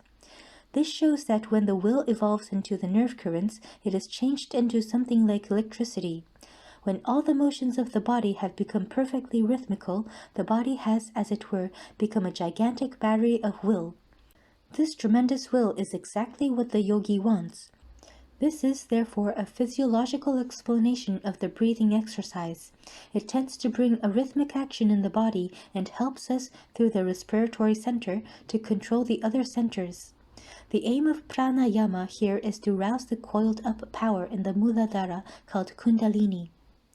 Everything that we see or imagine or dream, we have to perceive in space. This is the ordinary space called the Mahakasa, or great space. When a yogi reads the thoughts of other men or perceives supersensuous objects, he sees them in another sort of space called the Chittakasa, the mental space. When perception has become objectless and the soul shines in its own nature, it is called the Chidakasa, or knowledge space. When the Kundalini is aroused and enters the canal of the Sushumna, all the perceptions are in the mental space. When it has reached that end of the canal which opens out into the brain, the objectless perception is in the knowledge space. Taking the analogy of electricity, we find that man can send a current only along a wire, but nature requires no wires to send her tremendous currents. This proves that the wire is not really necessary, but that only our inability to dispense with it compels us to use it. Similarly, all the sensations and motions of the body are being sent into the brain and sent out of it through these wires of nerve fibers. The columns of sensory and motor fibers in the spinal cord are the Ida and Pingala of the yogis. They are the main channels through which the afferent and efferent currents are traveling. But why should not the mind send the news without any wire, or react without any wires? We see that this is being done in nature. The yogi says if you can do that, you have got rid of the bondage of matter. How to do it? If you can make the current pass through the sushumna, the canal in the middle of the spinal column, you have solved the problem. The mind has made this network of the nervous system and has to break it so that no wires will be required to work through. Then alone will all knowledge come to us, no more bondage of body. That is why it is so important that you should get control of that sushumna. If you can send the mental current through that hollow canal without any nerve fibers to act as wires, the yogi says you have solved the problem, and he also says it can be done. This sushumna is, in ordinary persons, closed up at the lower extremity. No actions come through it. The yogi proposes a practice by which it can be opened and the nerve currents made to travel through. When a sensation is carried to a center, the center reacts. This reaction in the case of automatic centers is followed by motion. In the case of conscious centers, it is followed first by perception and secondly by motion. All perception is the reaction to action from outside. How then do perceptions and dreams arise? There is then no action from outside. The sensory motions, therefore, are coiled up somewhere, just as the motor motions are known to be in different centers. For instance, I see a city. The perception of that city was from the reaction to the sensations brought from outside objects comprising that city. That is to say, a certain motion in the brain molecules has been set up by the motion in the in-carrying nerves, which again were set in motion by external objects in the city. Now, even after a long time, I can remember the city. This memory is exactly the same phenomenon, only it is in a milder form. But whence is the action that set up even the milder form of similar vibrations in the brain? But whence is the action that set up even the milder form of similar vibrations in the brain? Not certainly from the primary sensations. Therefore, it must be that the sensations are called up somewhere, and they, by their action, bring out the mild reaction which we call dream perception. Now the center where all these residual sensations are, as it were, stored up, is called the Muladhara, the root receptacle, and the coiled up energy of action is Kundalini, the coiled up. It is very probable that the residual motor energy is also stored up in the same center after deep study or meditation on external objects, the part of the body where the Muladhara center is situated. Probably the sacral plexus gets heated. Now, if this coiled up energy be roused and made active, and then consciously made to travel up the Sushumna canal, as it acts upon center after center, a tremendous reaction will set in. When a minute portion of the energy of action travels along a nerve fiber and causes reaction from centers, the perception is either dream or imagination. But when the vast mass of this energy stored up by the power of long internal meditation travels along the sushumna and strikes the centers, the reaction is tremendous, immensely superior to the reaction of dream or imagination, immensely more intense than the reaction of sense perception. It is supersensuous perception, and the mind in that state is called superconscious. And when it reaches the metropolis of all sensations, the brain, the whole brain, as it were, reacts, and every perceiving molecule in the body, as it were, reacts, and the result is the full blaze of illumination, the perception of the self. As this Kundalini force travels from center to center, layer after layer of the mind, as it were, will be opened up, and this universe will be perceived by the yogi in its fine or coarse form. Then alone the causes of this universe, both as sensation and reaction, will be known as they are, and hence will come all knowledge. The causes being known, the knowledge of the effects is sure to follow. Thus the rousing of the Kundalini is the one and only way to attain divine wisdom and superconscious perception, the realization of the spirit. It may come in various ways, through love for God, through the mercy of perfected sages, or through the power of the analytic will of the philosopher. Wherever there is any manifestation of what is ordinarily called supernatural power or wisdom, there must have been a little current of Kundalini which found its way into the Sushumna. Only in the vast majority of such cases of supernaturalism, they had ignorantly stumbled on to some practice which set free a minute portion of the coiled-up Kundalini. All worship, consciously or unconsciously, leads to this end. The man who thinks that he is receiving responses to his prayers does not know that the fulfillment came only from his own nature, that he has succeeded by the mental attitude of prayer in waking up a bit of this infinite power which is coiled up within himself, whom thus men ignorantly worship under various names. Through fear and tribulation, the yogi declares to the world to be the real power coiled up in every being, the mother of eternal happiness, if we know how to approach her. And Raja Yoga is the science of religion, the rationale of all worship. All prayers form ceremonies and miracles. Chapter 5. The Control of Psychic Prana. We have now to deal with the exercises in pranayama. We have seen that the first step will be, according to the yogis, to control the motion of the lungs. What we want to do is to free the inner motions that are going on in the body. Our minds have become externalized and have lost sight of the fine motions inside. If we can begin to feel them, we can begin to control them. These nerve currents are going on all over the body, bringing life and vitality to every muscle, but we do not feel them. The yogi says we can learn to do so. How? By taking up and controlling all these motions of the prana, beginning with the motion of the lungs, and when we have done that for a sufficient length of time, we shall also be able to control the finer motions. We now come to the exercises in pranayama. Sit upright. The body must be kept straight. The spinal cord, although it is inside the vertebral column, is not attached to it. If you sit crookedly, you disturb the spinal cord, so let it be free. Any time that you sit crookedly and try to meditate, you are doing yourself an injury. The three parts of the body must be always held straight, the chest, the neck, and the head in one line. You will find that by a little practice, this will come to you just as breathing. The second thing is to get control of the nerves. We have seen that the nerve center that controls the respiratory organs has a sort of controlling effect on the other nerves, and rhythmical breathing is therefore necessary. The breathing that we generally use should not be called breathing at all. It is very irregular.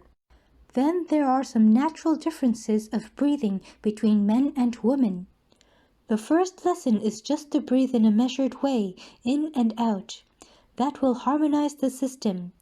When you have practiced this for some time, you will do well to join the repetition of some word to it as Om, or any other sacred word, and let the word flow in and out with the breath, rhythmically, harmoniously, and you will find the whole body is becoming rhythmical.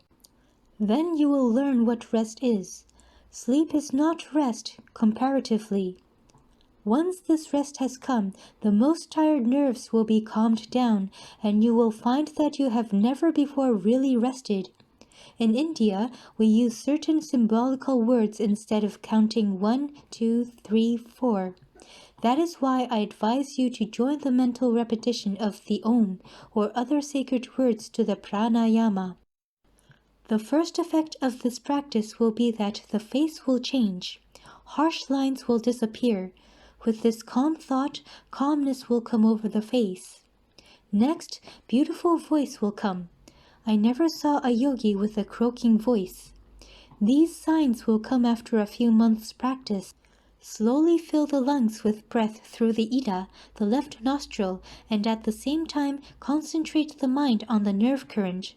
You are, as it were, sending the nerve current down the spinal column and strikingly violently on that last plexus, the basic lotus, which is triangular in form, the seat of the Kundalini. You are, as it were, sending the nerve current down the spinal column and striking violently on the last plexus, the basic lotus, which is triangular in form, the seat of the Kundalini. Then hold the current there for some time. Imagine that you are slowly drawing that nerve current with the breath through the other side, then slowly throw it out through the right nostril. This you will find a little difficult to practice. The easiest way is to stop the right nostril with the thumb, and then slowly draw in the breath through the left. Then take the thumb off and let the breath out through the right nostril. Next, inhale slowly through that nostril, keeping the other closed by the forefinger, then close both as before. The way the Hindus practice this would be very difficult for this country because they do it from their childhood and their lungs are prepared for it. Here it is well to begin with 4 seconds and slowly increase. Draw in 4 seconds, hold in 16 seconds, then throw out in 8 seconds. This makes 1 pranayama. At the same time, think of the triangle, concentrate the mind on that center. The imagination can help you a great deal. The next breathing is slowly drawing the breath in and then immediately throwing it out slowly and then stopping the breath out, using the same numbers. The only difference is that in the first case the breath was held in and in the second held out. This last is the easier one. The breathing in which you hold the breath in the lungs must not be practiced too much. Do it only 4 times in the morning and 4 times in the evening. Then you can slowly increase the time and number. You will find that you have the power to do so and that you take pleasure in it. So very carefully and cautiously increase as you feel that you have the power to 6 instead of 4. It may injure you if you practice it irregularly. Of the 3 processes, for the purification of the nerves, the retaining the breath inside and the keeping the breath outside, the first and the last are neither difficult nor dangerous. The more you practice the first one, the calmer you will be. Just think of Om and you can practice even while you are sitting at your work. You will be all the better for it. One day, if you practice hard, the Kundalini will be aroused. For those who practice once or twice a day, just a little calmness of the body and mind will come, and beautiful voice. Only for those who can go on further with it will this Kundalini be aroused, and the whole of this nature will begin to change, and the book of knowledge will be open. No more will you need to go to books for knowledge. Your own mind will have become your book, containing infinite knowledge. I have already spoken of the Ida and Pingala currents flowing through either side of the spinal column, also of the Sushumna, the passage through the center of the spinal cord. These 3 are present in every animal. Whatever has a spinal column has these 3 lines of action, but the yogis claim that in ordinary mankind the Sushumna is closed, that action there is not evident, while in the other 2 it is evident, carrying power to different parts of the body. The yogi alone has the Sushumna open. When this Sushumna current opens and thought begins to rise through it, we get beyond the senses, our minds become supersensuous, superconscious, we get beyond even the intellect and where reasoning cannot reach. To open that Sushumna is the prime object of the yogi. According to him, along this Sushumna are arranged these centers of distribution, or in more figurative language, these lotuses as they are called. The lowest one is at the lowest end of the spinal cord and is called Muladhara. The next one is called Svadhisthana, the next Manipura, the next Anahata, the next Vishuddha, and the last, which is in the brain, is the Sahasrara, or the 1,000-petaled. Of these we have to take cognition just now of only 2 centers, the lowest, the Muladhara, and the highest, the Sahasrara. The lowest one is where all energy becomes stored up, and that energy has to be taken up from there and brought to the last one, the brain. The yogis claim that of all the energies that the human body comprises, the highest is what they call ojas. Now this ojas is stored up in the brain, and the more the ojas is in a man's head, the more powerful he is, the more intellectual, the more spiritually strong will that man be. This is the action of ojas. One man may speak beautiful language and beautiful thoughts, but they do not impress people. Another man speaks neither beautiful language nor beautiful thoughts, yet his words charm. That is the power of ojas coming out. Every movement coming from him will be powerful. Now in all mankind there is more or less of this ojas stored up, and all the forces that are working in the body in their highest become ojas. You must remember that it is only a question of transformation. The same force which is working outside as electricity or magnetism will become changed into inner force. The same forces that are working as muscular energy will be changed into ojas. The yogis say that that part of the human energy which is expressed as sex energy and sexual functions, sexual thought, and so on, when checked and controlled, easily becomes changed into ojas, and as this lowest center is the one which guides all these functions, therefore the yogi pays particular attention to that center. He tries to take up all this sexual energy and convert it into ojas. It is only the chaste man or woman who can make the ojas rise and become stored in the brain, and that is why chastity has always been considered the highest virtue, because man feels that if he is unchaste, spirituality goes away, he loses mental vigor and strong moral stamina. That is why in all of the religious orders in the world that have produced spiritual giants, you will always find this intense chastity insisted upon. That is why the monks came into existence, giving up marriage. There must be perfect chastity in thought, word, and deed. Without it, the practice of Raja Yoga is dangerous and may lead to insanity. If people practice Raja Yoga and at the same time lead an impure life, how can they expect to become yogis? Chapter 6. Pratyahara and Dharana. The next step is called Pratyahara. What is this? You know how perceptions come. First of all, there are the external instruments, then the internal organs acting in the body through the brain centers, and there's the mind. When these come together and attach themselves to some external thing, then we perceive that thing. At the same time, it is a very difficult thing to concentrate the mind and attach it to one organ only. The mind is a slave.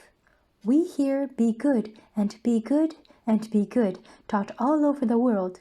There is hardly a child born in any country in the world who has not been told, do not steal, do not tell a lie, but nobody tells the child how he can help it. Talking will never do it. Why should he not become a thief? We do not teach him how not to steal, we simply tell him do not steal. Only when we teach him to control his mind do we really help him. All actions, internal and external, occur when the mind joins itself to certain centers, which centers are called the organs. Willingly or unwillingly, it is drawn to join itself to the centers, and that is why people do foolish deeds and feel misery, which, if the mind were under control, they would not do. What would be the result of controlling the mind? It then would not join itself to the centers of perception, and naturally feeling and willing would be under control. It is clear so far. Is it possible? It is perfectly possible. You see it in modern times. The faith healers teach people to deny misery and pain and evil.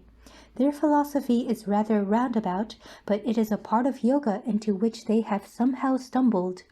In those cases where they succeed in making a person throw off suffering by denying it, they have really taught a part of pratyahara, as they have made the mind of the person taught strong enough to refuse to take up the record of the senses. The hypnotists, in a similar manner, by their suggestion, excite in the patient a sort of morbid pratyahara for the time being. The so-called hypnotic suggestion can only act upon a diseased body and a clouded mind. And until the operator, by means of fixed gaze or otherwise, has succeeded in putting the mind of the subject in a sort of passive, morbid condition, his suggestions never work.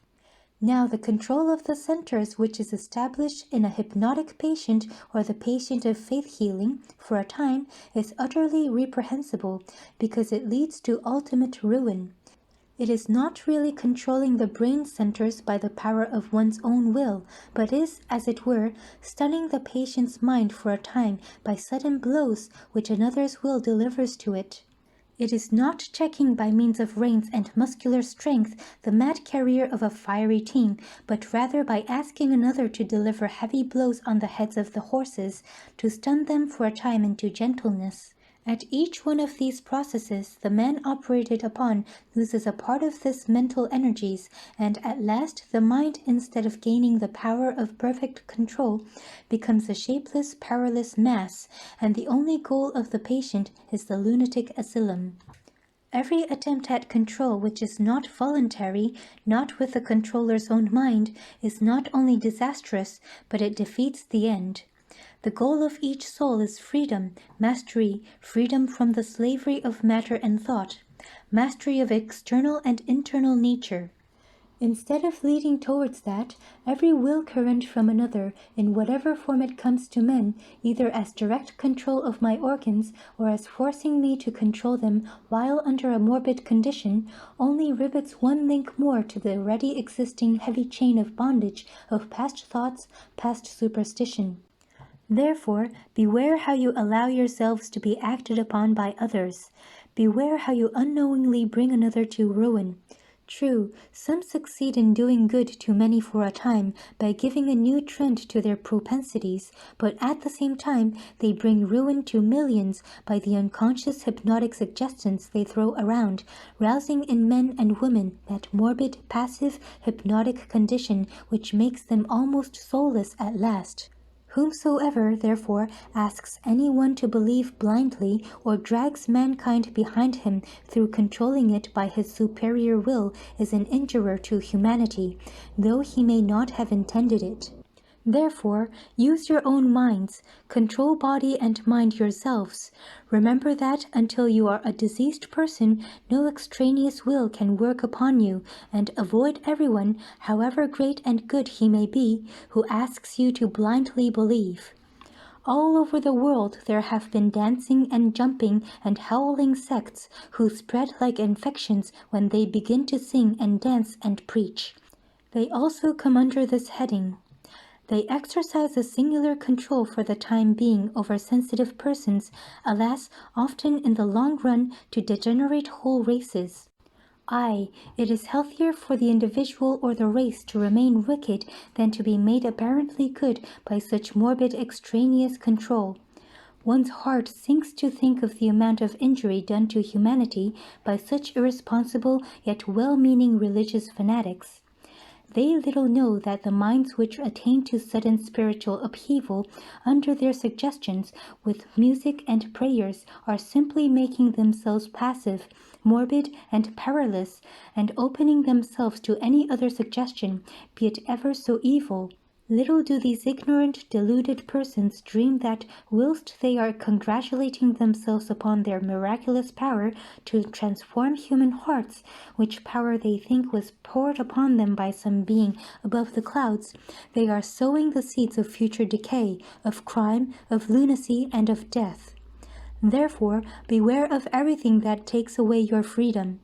Know that it is dangerous, and avoid it by all the means in your power. He who has succeeded in attaching or detaching his mind to or from the centers at will has succeeded in pratyahara, which means gathering towards, checking the outgoing powers of the mind, freeing it from the thraldom of the senses. When we can do this, we shall really possess a character. Then alone we shall have made a long step towards freedom. Before that, we are mere machines. How hard it is to control the mind! Well has it been compared to the maddened monkey. There was a monkey, restless by his own nature, as all monkeys are. As if that were not enough, someone made him drink freely of wine, so that he became still more restless. Then a scorpion stung him. When a man is stung by a scorpion, he jumps about for a whole day, so the poor monkey found his condition worse than ever. To complete his misery, a demon entered into him. What language can describe the uncontrollable restlessness of that monkey? The human mind is like that monkey. Incessantly active by its own nature, then it becomes drunk with the wine of desire, thus increasing its turbulence. After desire takes possession comes the sting of the scorpion of jealousy of others whose desires meet with fulfillment, and last of all the demon of pride takes possession of the mind, making it think itself of all importance. How hard to control such a mind! The first lesson, then, is to sit for some time and let the mind run on. The mind is bubbling up all the time. It is like that monkey jumping about. Let the monkey jump as much as he can. You can simply wait and watch. Knowledge is power, says the proverb, and that is true. Until you know what the mind is doing, you cannot control it. Give it the full length of the reins. Many most hideous thoughts may come into it. You will be astonished that it was possible for you to think such thoughts. But you will find that each day the mind's vagaries are becoming less and less violent, that each day it is becoming calmer. In the first few months, you will find that the mind will have 1,000 thoughts. Later you will find that it is toned down to perhaps 700, and after a few more months it will have fewer and fewer, until at last it will be under perfect control. But we must patiently practice every day. As soon as the steam is turned on, the engine must run, and as soon as things are before us, we must perceive. So a man, to prove that he is not a machine, must demonstrate that he is under the control of nothing. This controlling of the mind and not allowing it to join itself to the centers is pratyahara. How is this practiced? It is a long work, not to be done in a day. Only after a patient, continuous struggle for years can we succeed. The next lesson depends on this.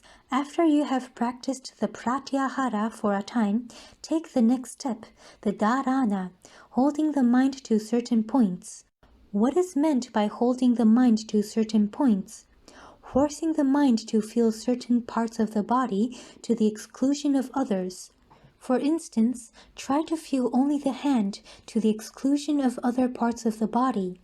When the citta, or mind stuff, is confined and limited to a certain place, this is called dharana.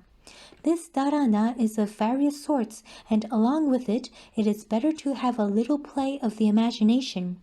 For instance, the mind should be made to think of one point in the heart. That is very difficult. An easier way is to imagine a lotus there. That lotus is full of light, effulgent light. Put the mind there, or think of the lotus in the brain as full of light, or of the different centers in the sushumna mentioned before. The yogi must always practice. He should try to live alone. The companionship of different sorts of people distracts the mind. He should not speak much, because to speak distracts the mind. Not work much, because too much work distracts the mind. The mind cannot be controlled after a whole day's hard work. One with such a determination becomes a yogi. Such is the power of good that even the least done will bring a great amount of benefit. It will not hurt anyone, but will benefit everyone. First of all, it will tone down nervous excitement, bring calmness, enable us to see things more clearly. The temperament will be better, and the health will be better. Sound health will be one of the first signs, and a beautiful voice. Defects in the voice will be changed. This will be among the first of the many effects that will come. Those who practice hard will get many other signs. Sometimes there will be sounds, as a pearl of bells heard at a distance, commingling and falling on the ear as one continuous sound. Sometimes things will be seen, little specks of light floating and becoming bigger and bigger, and when these things come, know that you are progressing very fast. Those who want to be yogis and practice very hard must take a little care of their diet at first. Those who want to make very rapid progress, if they can live on milk alone for some months and cereals, will find it an advantage. But for those who want only a little practice for everyday business sort of life, let them not eat too much, but otherwise they may eat whatever they please. For those who want to make faster progress and to practice hard, a strict diet is absolutely necessary. As the organization becomes finer and finer, at first you will find that the least thing throws you out of balance. One bit of food, more or less, will disturb the whole system until you get perfect control, and then you will be able to eat whatever you like. You will find that when you are beginning to concentrate, the dropping of a pin will seem like a thunderbolt going through your brain. The organs get finer and the perceptions get finer. These are the stages through which we have to pass, and all those who perceive will succeed. These are the stages through which we have to pass, and all those who persevere will succeed. Give up all argumentation and other distractions. Is there anything in this dry intellectual jargon? It only throws the mind off its balance and disturbs it. These things have to be realized. Will talking do that? So give up all vain talk. Read only those books which have been written by persons who have had realization. Be like the pearl oyster. There is a pretty Indian fable to the effect that if it rains when the star Swati is in the ascendant, and a drop of rain falls into an oyster, that drop will become a pearl. The oysters know this, so they come to the surface when that star shines and wait to catch the precious raindrop. When one falls into the shell, quickly the oyster closes it and dives down to the bottom of the sea, there to patiently develop the drop into the pearl. We should be like that. First hear, then understand, and then, leaving all distractions, shut our minds to outside influences and devote ourselves to developing the truth within us.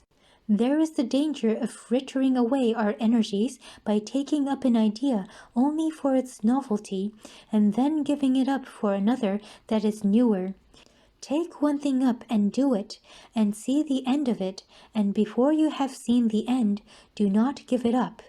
He who can become mad upon an idea, he alone will see light. Those that only take a nibble here and there will never attain anything. They may titivate their nerves for a moment, but there it will end. They will be slaves in the hands of nature and will never get beyond the senses.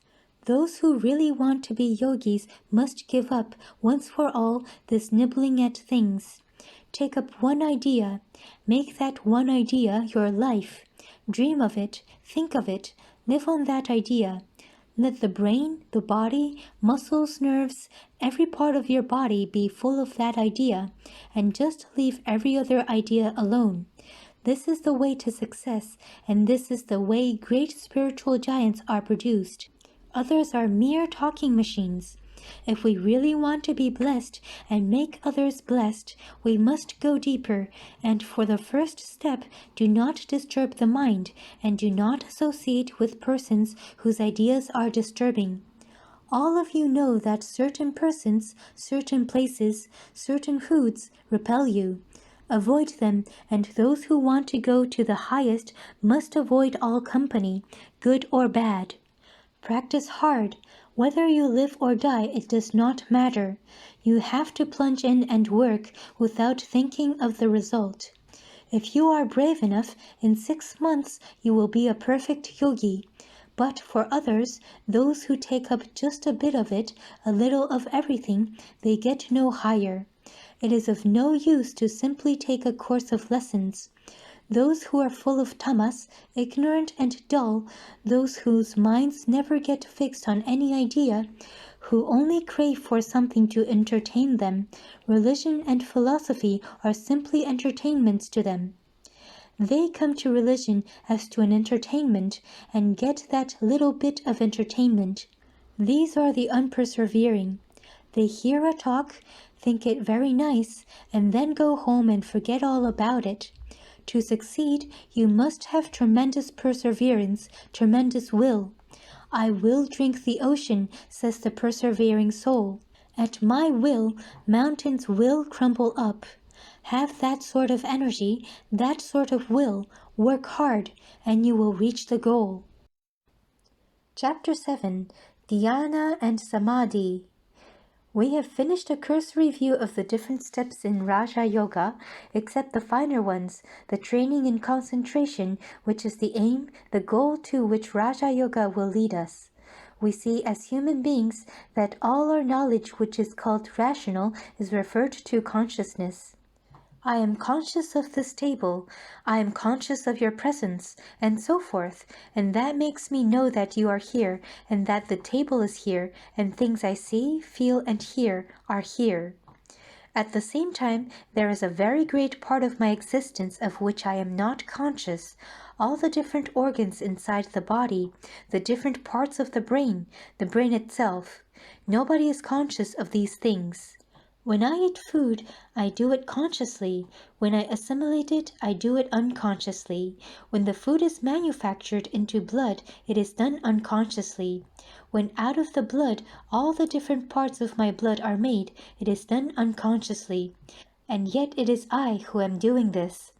There cannot be 20 people in this one body. How do I know that I do it, and nobody else? It may be urged that my business is only in eating the food and assimilating the food, and that manufacturing the body out of the food is done for me by somebody else. That cannot be, because it can be demonstrated that almost every action of which we are unconscious now can be again brought up to the plane of consciousness. The heart is beating apparently without our control. We none of us here can control the heart. It goes on its own way. But by practice, men can bring even the heart under control until it will just beat at will, slowly or quickly, or almost stop. Nearly every part of the body can be brought under control. What does this show? That these things which are beneath consciousness are also worked by us, only we are doing it unconsciously. We have then two planes in which the human mind is working. First is the conscious plane. That part of mind work which is unaccompanied with feeling of egoism is unconscious work, and that part which is accompanied with the feeling of egoism is conscious work. In the lower animals, this unconscious work is called instinct. In higher animals, and in the highest of all animals, man, the second part, that which is accompanied with the feeling of egoism, prevails and is called conscious work. But it does not end here. There is a still higher plane upon which the mind can work. It can go beyond consciousness. Just as unconscious work is beneath consciousness, so there is another work which is above consciousness and which also is not accompanied with a feeling of egoism. The feeling of egoism is only on the middle plane. When the mind is above or below that line, there is no feeling of I, and yet the mind works. When the mind goes beyond this line of self-consciousness, it is called samadhi or superconsciousness. It is above consciousness. How, for instance, do we know that a man in samadhi has not gone below this consciousness, has not degenerated, instead of going higher? In both cases, the works are unaccompanied with egoism. The answer is, by the effects, by the results of the work, we know that which is below and that which is above. When a man goes into deep sleep, he enters a plane beneath consciousness. He works the body all the time. He breathes, he moves the body, perhaps in his sleep, without any accompanying feeling of ego. He is unconscious, and when he returns from his sleep, he is the same man who went into it. The sum total of the knowledge which he had before he went into the sleep remains the same. It has not increased at all. No enlightenment has come. But if a man goes into samadhi, if he goes into it a fool, he comes out a sage. What makes the difference? From one state a man comes out the very same man that went in, and out of another state the man becomes enlightened, a sage, a prophet, a saint, his whole character changed, his life changed, illumined. These are the two effects. Now the effects being different, the causes must be different. As this illumination with which a man comes back from samadhi is much higher than can be got from unconsciousness, or much higher than can be got by reasoning in a conscious state, it must therefore be superconsciousness, and samadhi is called the superconscious state. This, in short, is the idea of samadhi. What is its application? The application is here. The field of reason, or of the conscious workings of the mind, is narrow and limited. There is a little circle within which human reason will have to move. It cannot go beyond it. Every attempt to go beyond is impossible, yet it is beyond this circle of reason that lies all that humanity holds most dear. All these questions, whether there is an immortal soul, whether there is a God, whether there is any supreme intelligence guiding this universe, are beyond the field of reason. Reason can never answer these questions. What does reason say? It says, I am agnostic. I do not know either yea or nay. Yet these questions are so important to us. Without a proper answer to them, human life will be impossible. All our ethical theories, all our moral attitudes, all that is good and great in human nature has been molded upon answers that have come from beyond that circle. It is very important, therefore, that we should have answers to these questions. Without such answers, human life will be impossible. If life is only a little 5 minutes thing, if the universe is only a fortuitous combination of atoms, then why should I do good to another? Why should there be mercy, justice, or fellow feeling? The best thing for this world would be to make hay while the sun shines, each man for himself. If there is no hope, why should I love my brother and not cut his throat? If there is nothing beyond, if there is no freedom, but only rigorous dead laws, I should only try to make myself happy here. You will find people saying nowadays that they have utilitarian grounds as the basis of all morality. What is this basis? Procuring the greatest amount of happiness to the greatest number. Why should I do this? Why should I not produce the greatest unhappiness to the greatest number if that serves my purpose? How will utilitarians answer this question? How do you know what is right or what is wrong? I am impelled by my desire for happiness, and I fulfill it, and it is in my nature. I know nothing beyond. I have these desires and must fulfill them. Why should you complain? Whence come all these truths about human life, about morality, about the immortal soul, about God, about love and sympathy, about being good, and, above all, about being unselfish? All ethics, all human action, and all human thought hang upon this one idea of unselfishness. The whole idea of human life can be put in that one word, unselfishness. Why should we be unselfish? Where is the necessity, the force, the power of my being unselfish? Why should I be? You call yourself a rational man, a utilitarian, but if you do not show me a reason, I say you are irrational. Show me the reason why I should not be selfish, why I should not be like a brute, acting without reason. It may be good as poetry, but poetry is not reason. Show me a reason. Why shall I be unselfish, and why be good? Because Mr. and Mrs. So-and-so say so does not weigh with me. Where is the utility of my being unselfish?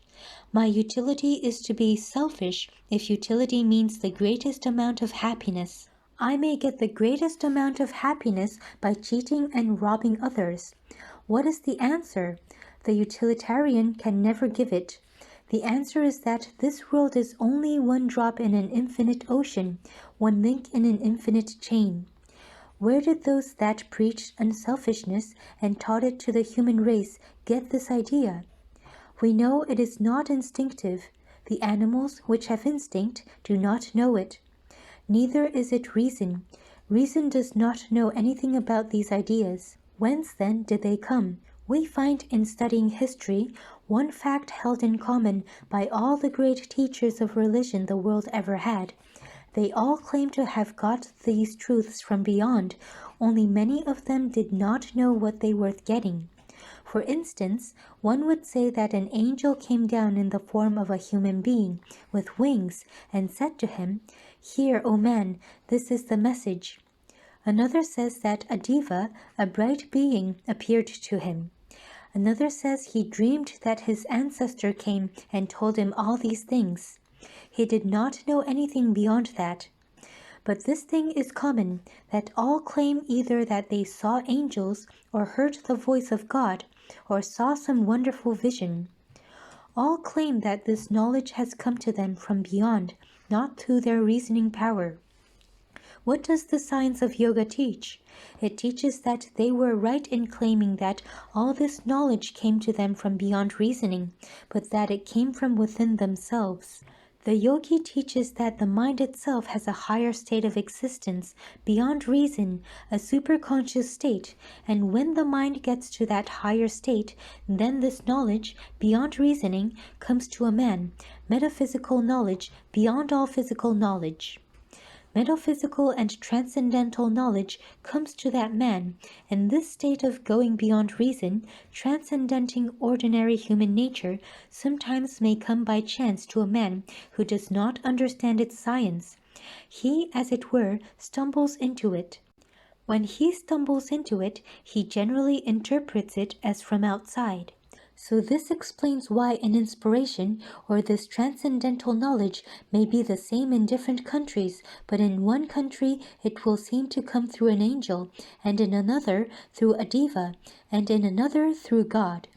What does it mean? It means that the mind brought the knowledge by its own nature, and that the finding of the knowledge was interpreted according to the beliefs and education of the person through whom it came. The real fact is that these various men, as it were, stumbled into this superconscious state. The yogi says there is a great danger in stumbling into this state. In a good many cases, there is the danger of the brain being destroyed, and as a rule, you will find that all those men, however great they were, who have stumbled into this superconscious state without understanding it, grope in the dark, and generally have, along with their knowledge, some quaint superstition. They open themselves to hallucinations. Mohammed claimed that the angel Gabriel came to him in a cave one day and took him on the heavenly horse Harak, and he visited the heavens. But with all that, Mohammed spoke some wonderful truths. If you read the Quran, you find the most wonderful truths mixed with these superstitions. How will you explain it?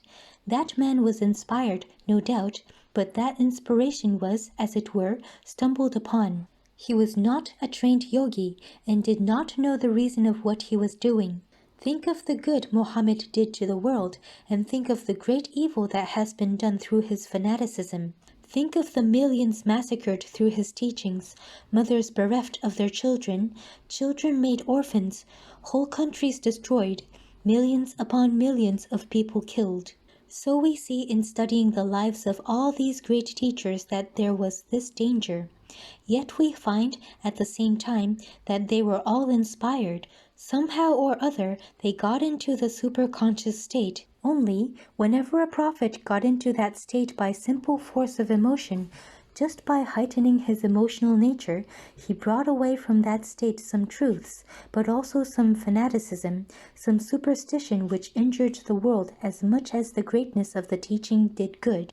To get any reason out of this massive incongruity we call human life, we have to transcend our reason, but we must do it scientifically, slowly, by regular practice, and we must cast off all superstition. We must take it up just as any other science.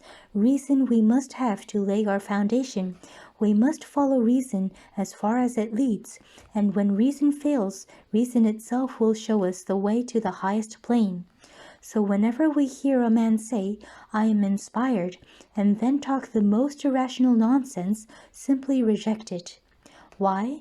Because these three states of the mind, instinct, reason, and superconsciousness, or the unconscious, conscious, and superconscious states, belong to one and the same mind. There are not three minds in one man, but one develops into the other. Instinct develops into reason, and reason into the transcendental consciousness. Therefore, one never contradicts the other. So, whenever you meet with wild statements which contradict human reason and common sense, reject them without any fear, because the real inspiration will never contradict, but will fulfill. Just as you find the great prophets saying, "I come not to destroy but to fulfill," So this inspiration always comes to fulfill reason and is in direct harmony with reason, and whenever it contradicts reason, you must know that it is not inspiration. All the different steps in yoga are intended to bring us scientifically to the superconscious state, or samadhi. Furthermore, this is a most vital point to understand that inspiration is as much in every man's nature as it was in the ancient prophets. These prophets were not unique. They were just the same as you or I. They were great yogis. They had gained this superconsciousness, and you and I can get the same. They were not peculiar people. The very fact that one man ever reached that state will prove that it is possible for every man to do so. Not only is it possible, but every man must eventually get to that state, and that is religion. Experience is the only teacher we have.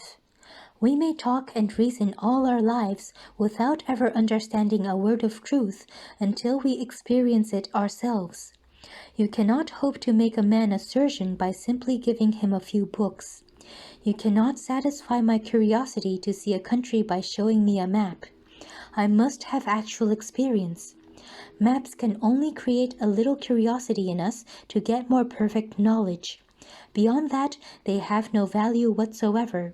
All clinging to books only degenerates the human mind.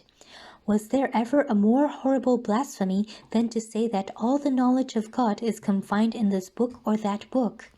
How dare men call God infinite, and yet try to compress him into the covers of a little book? Millions of people have been killed because they did not believe what the books say, because they would not see all the knowledge of God within the covers of a book. Of course, this killing and murdering has gone by, but the world is still tremendously bound up in a belief in books. In order to reach the superconscious state in a scientific manner, we have to pass through these various steps that I have been teaching you in Raja Yoga. After Pratyahara and Dharana, which I taught you in the last lecture, we come to Dhyana, meditation. When the mind has been trained to remain fixed on a certain internal or external location, there comes to it the power of, as it were, flowing in an unbroken current towards that point. This state is called dhyana. When this power of dhyana has been so much intensified as to be able to reject the external part of perception and remain meditating only on the internal part, the meaning, that state is called samadhi. The three, dharana, dhyana, and samadhi, together are called samyama. That is, if the mind can first concentrate upon an object and then is able to continue in that concentration for a length of time, and then by continued concentration to dwell only on the internal part of the perception of which the object was the effect, everything comes under the control of such a mind. This meditative state is the highest state of existence. So long as there is desire, no real happiness can come. It is only the contemplative, witness-like study of objects that brings to us real enjoyment and happiness. The animal has its happiness in the senses, the man in his intellect, and the God in spiritual contemplation.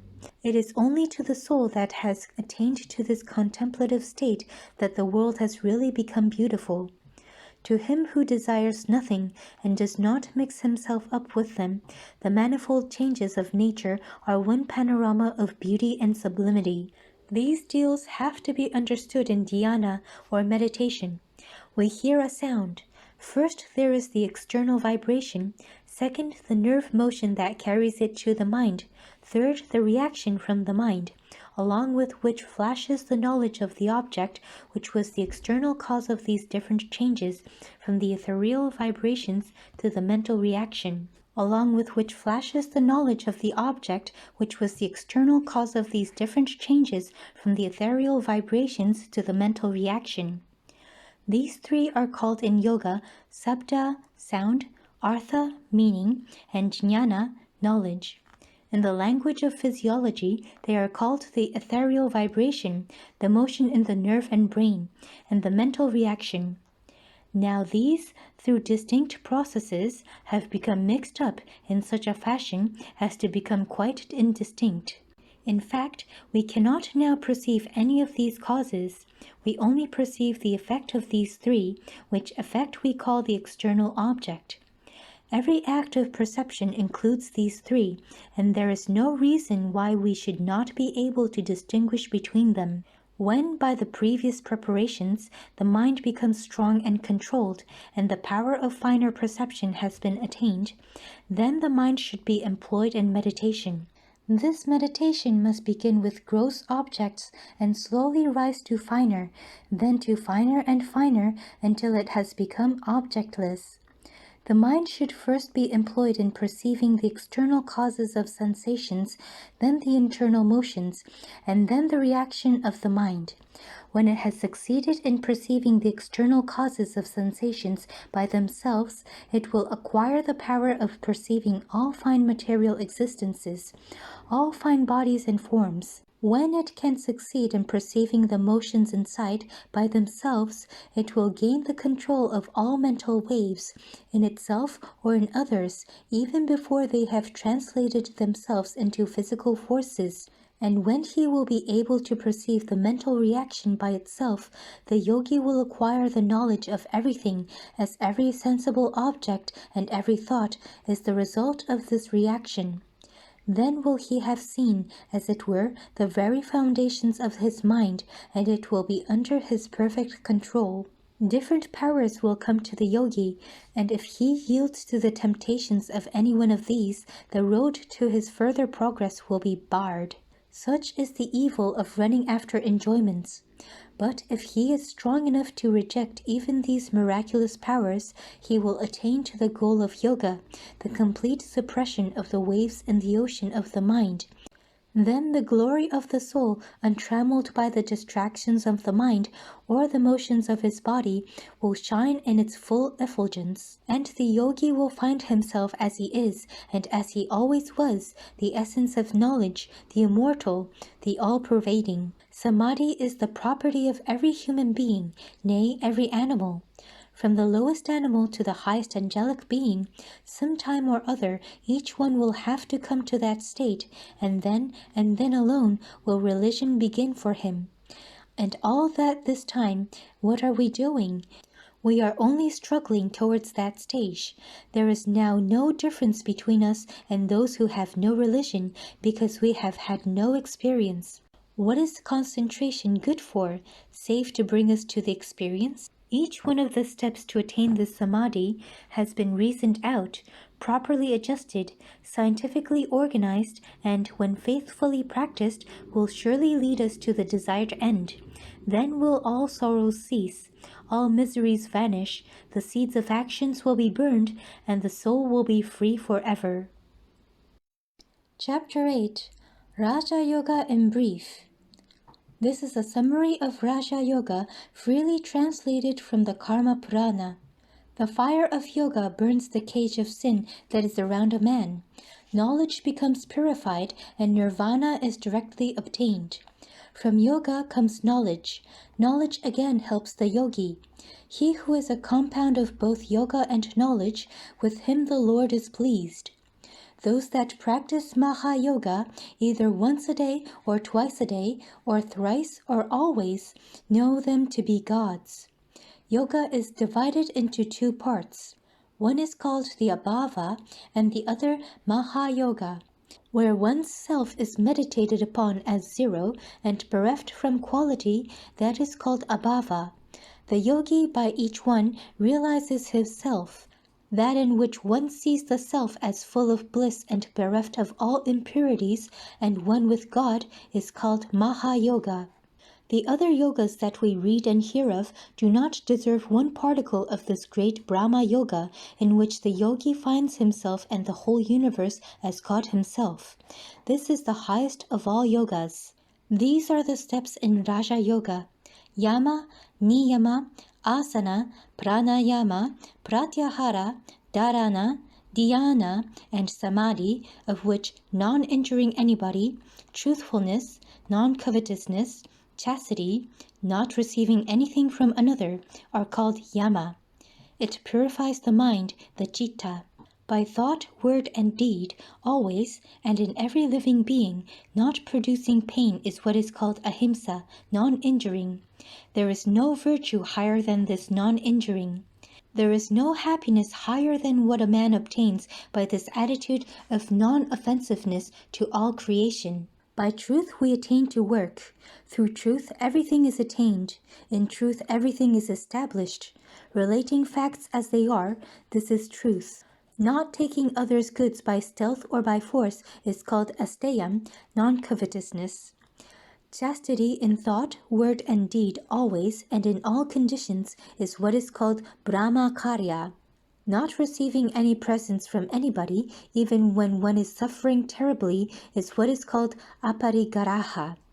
When a man receives a gift from another man, the theory is that his heart becomes impure, he becomes low, he loses his independence, he becomes bound and attached.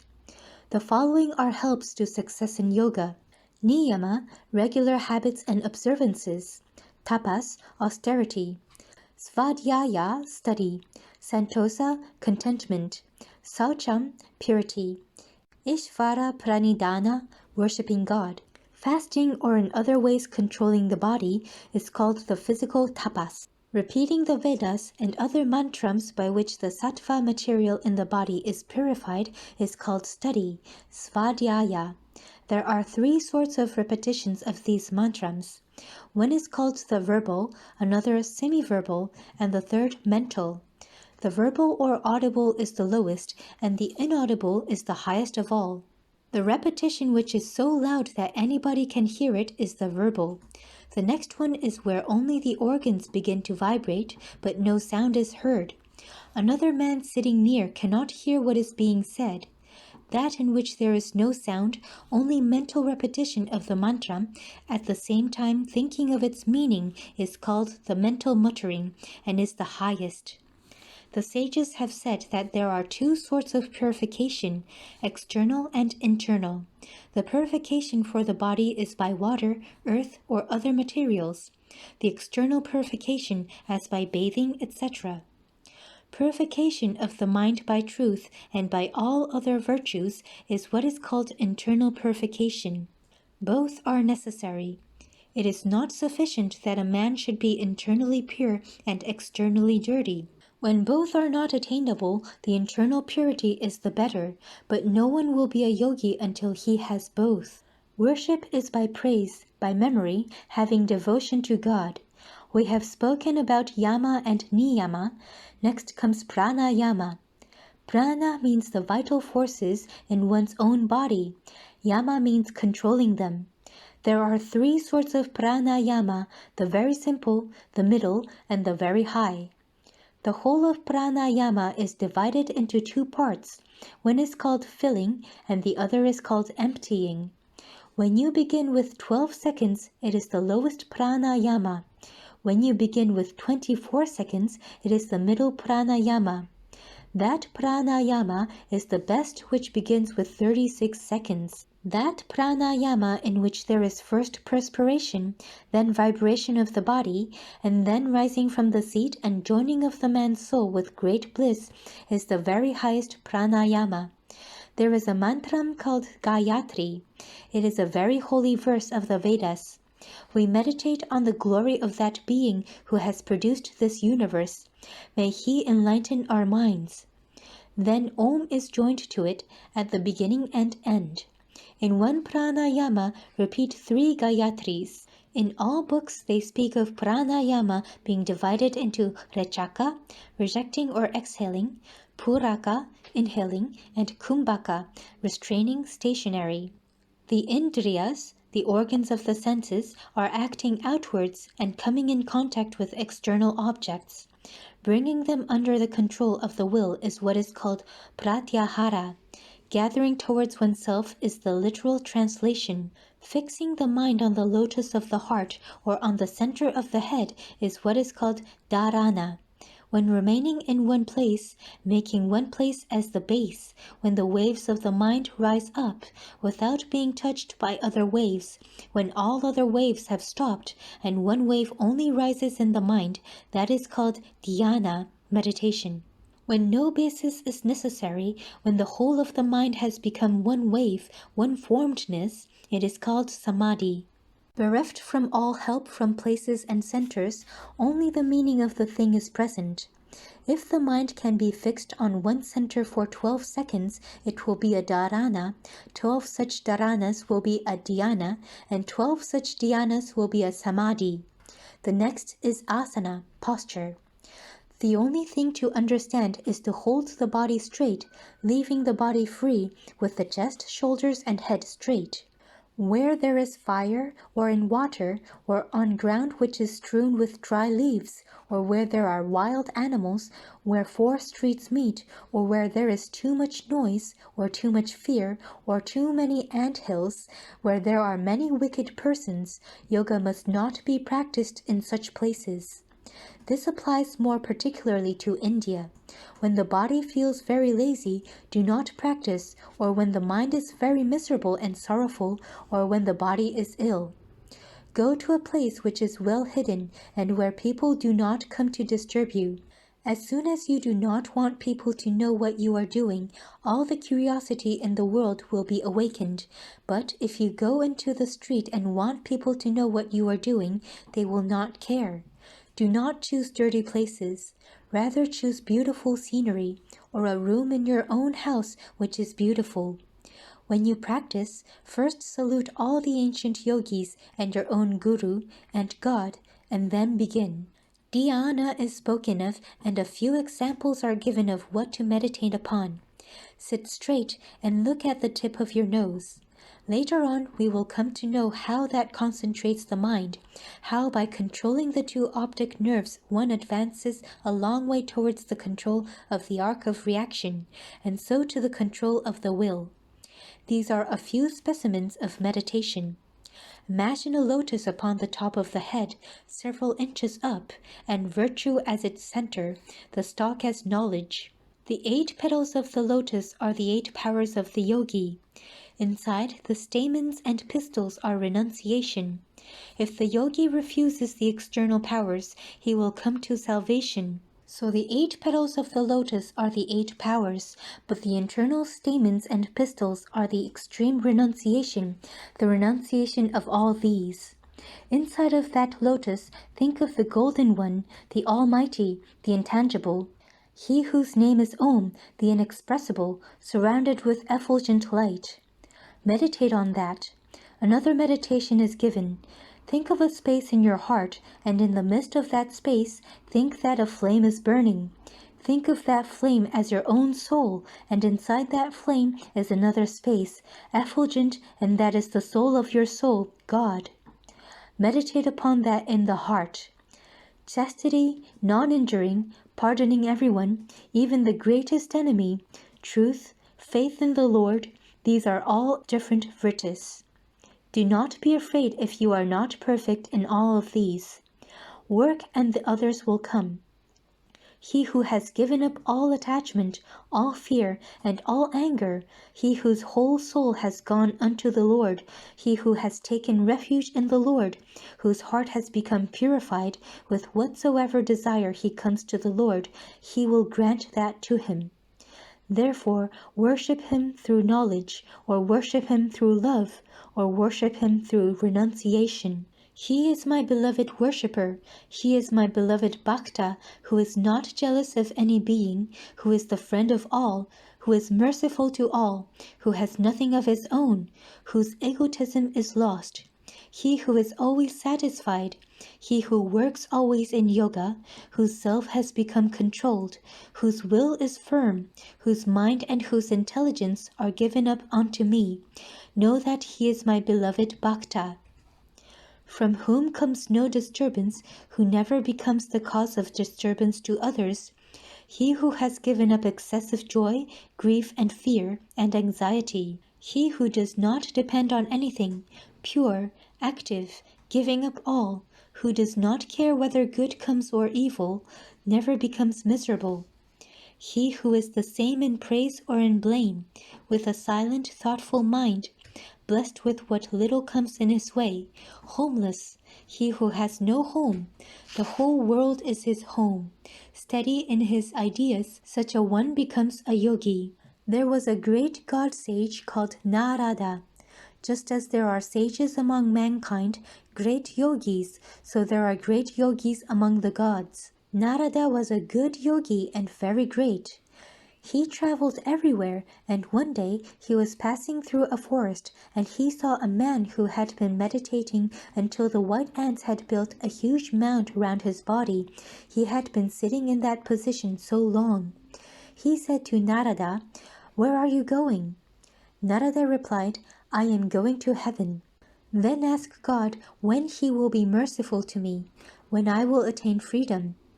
Further on, Narada saw another man. He was jumping about, singing, dancing, and said, "Oh, Narada, where are you going?" His voice and his gestures were wild. Narada said, "I am going to heaven." "Then ask when I will be free." So Narada went on. In the course of time, he came again by the same road, and there was the man who had been meditating till the anthills had grown round him. He said, "Oh, Narada, did you ask the Lord about me?" "Oh, yes." "What did he say?" "The Lord told me that you would attain freedom in 4 more births." Then the man began to weep and wail and said, "I have meditated until an anthill has been raised around me, and I have 4 more births yet." Narada went to the other man. "Did you ask my question?" "Oh, yes." "Do you see this tamarind tree? I have to tell you that as many leaves as there are on that tree, so many times you will be born, and then you will attain freedom." Then the man began to dance for joy and said, "I will have freedom after such a short time." A voice came, "My child, you will have freedom this minute." That was the reward for his perseverance. He was ready to work through all those births. Nothing discouraged him. But the first man felt that even 4 more births must be too long. Only perseverance, like that of the man who was willing to wait eons, will bring about the highest result.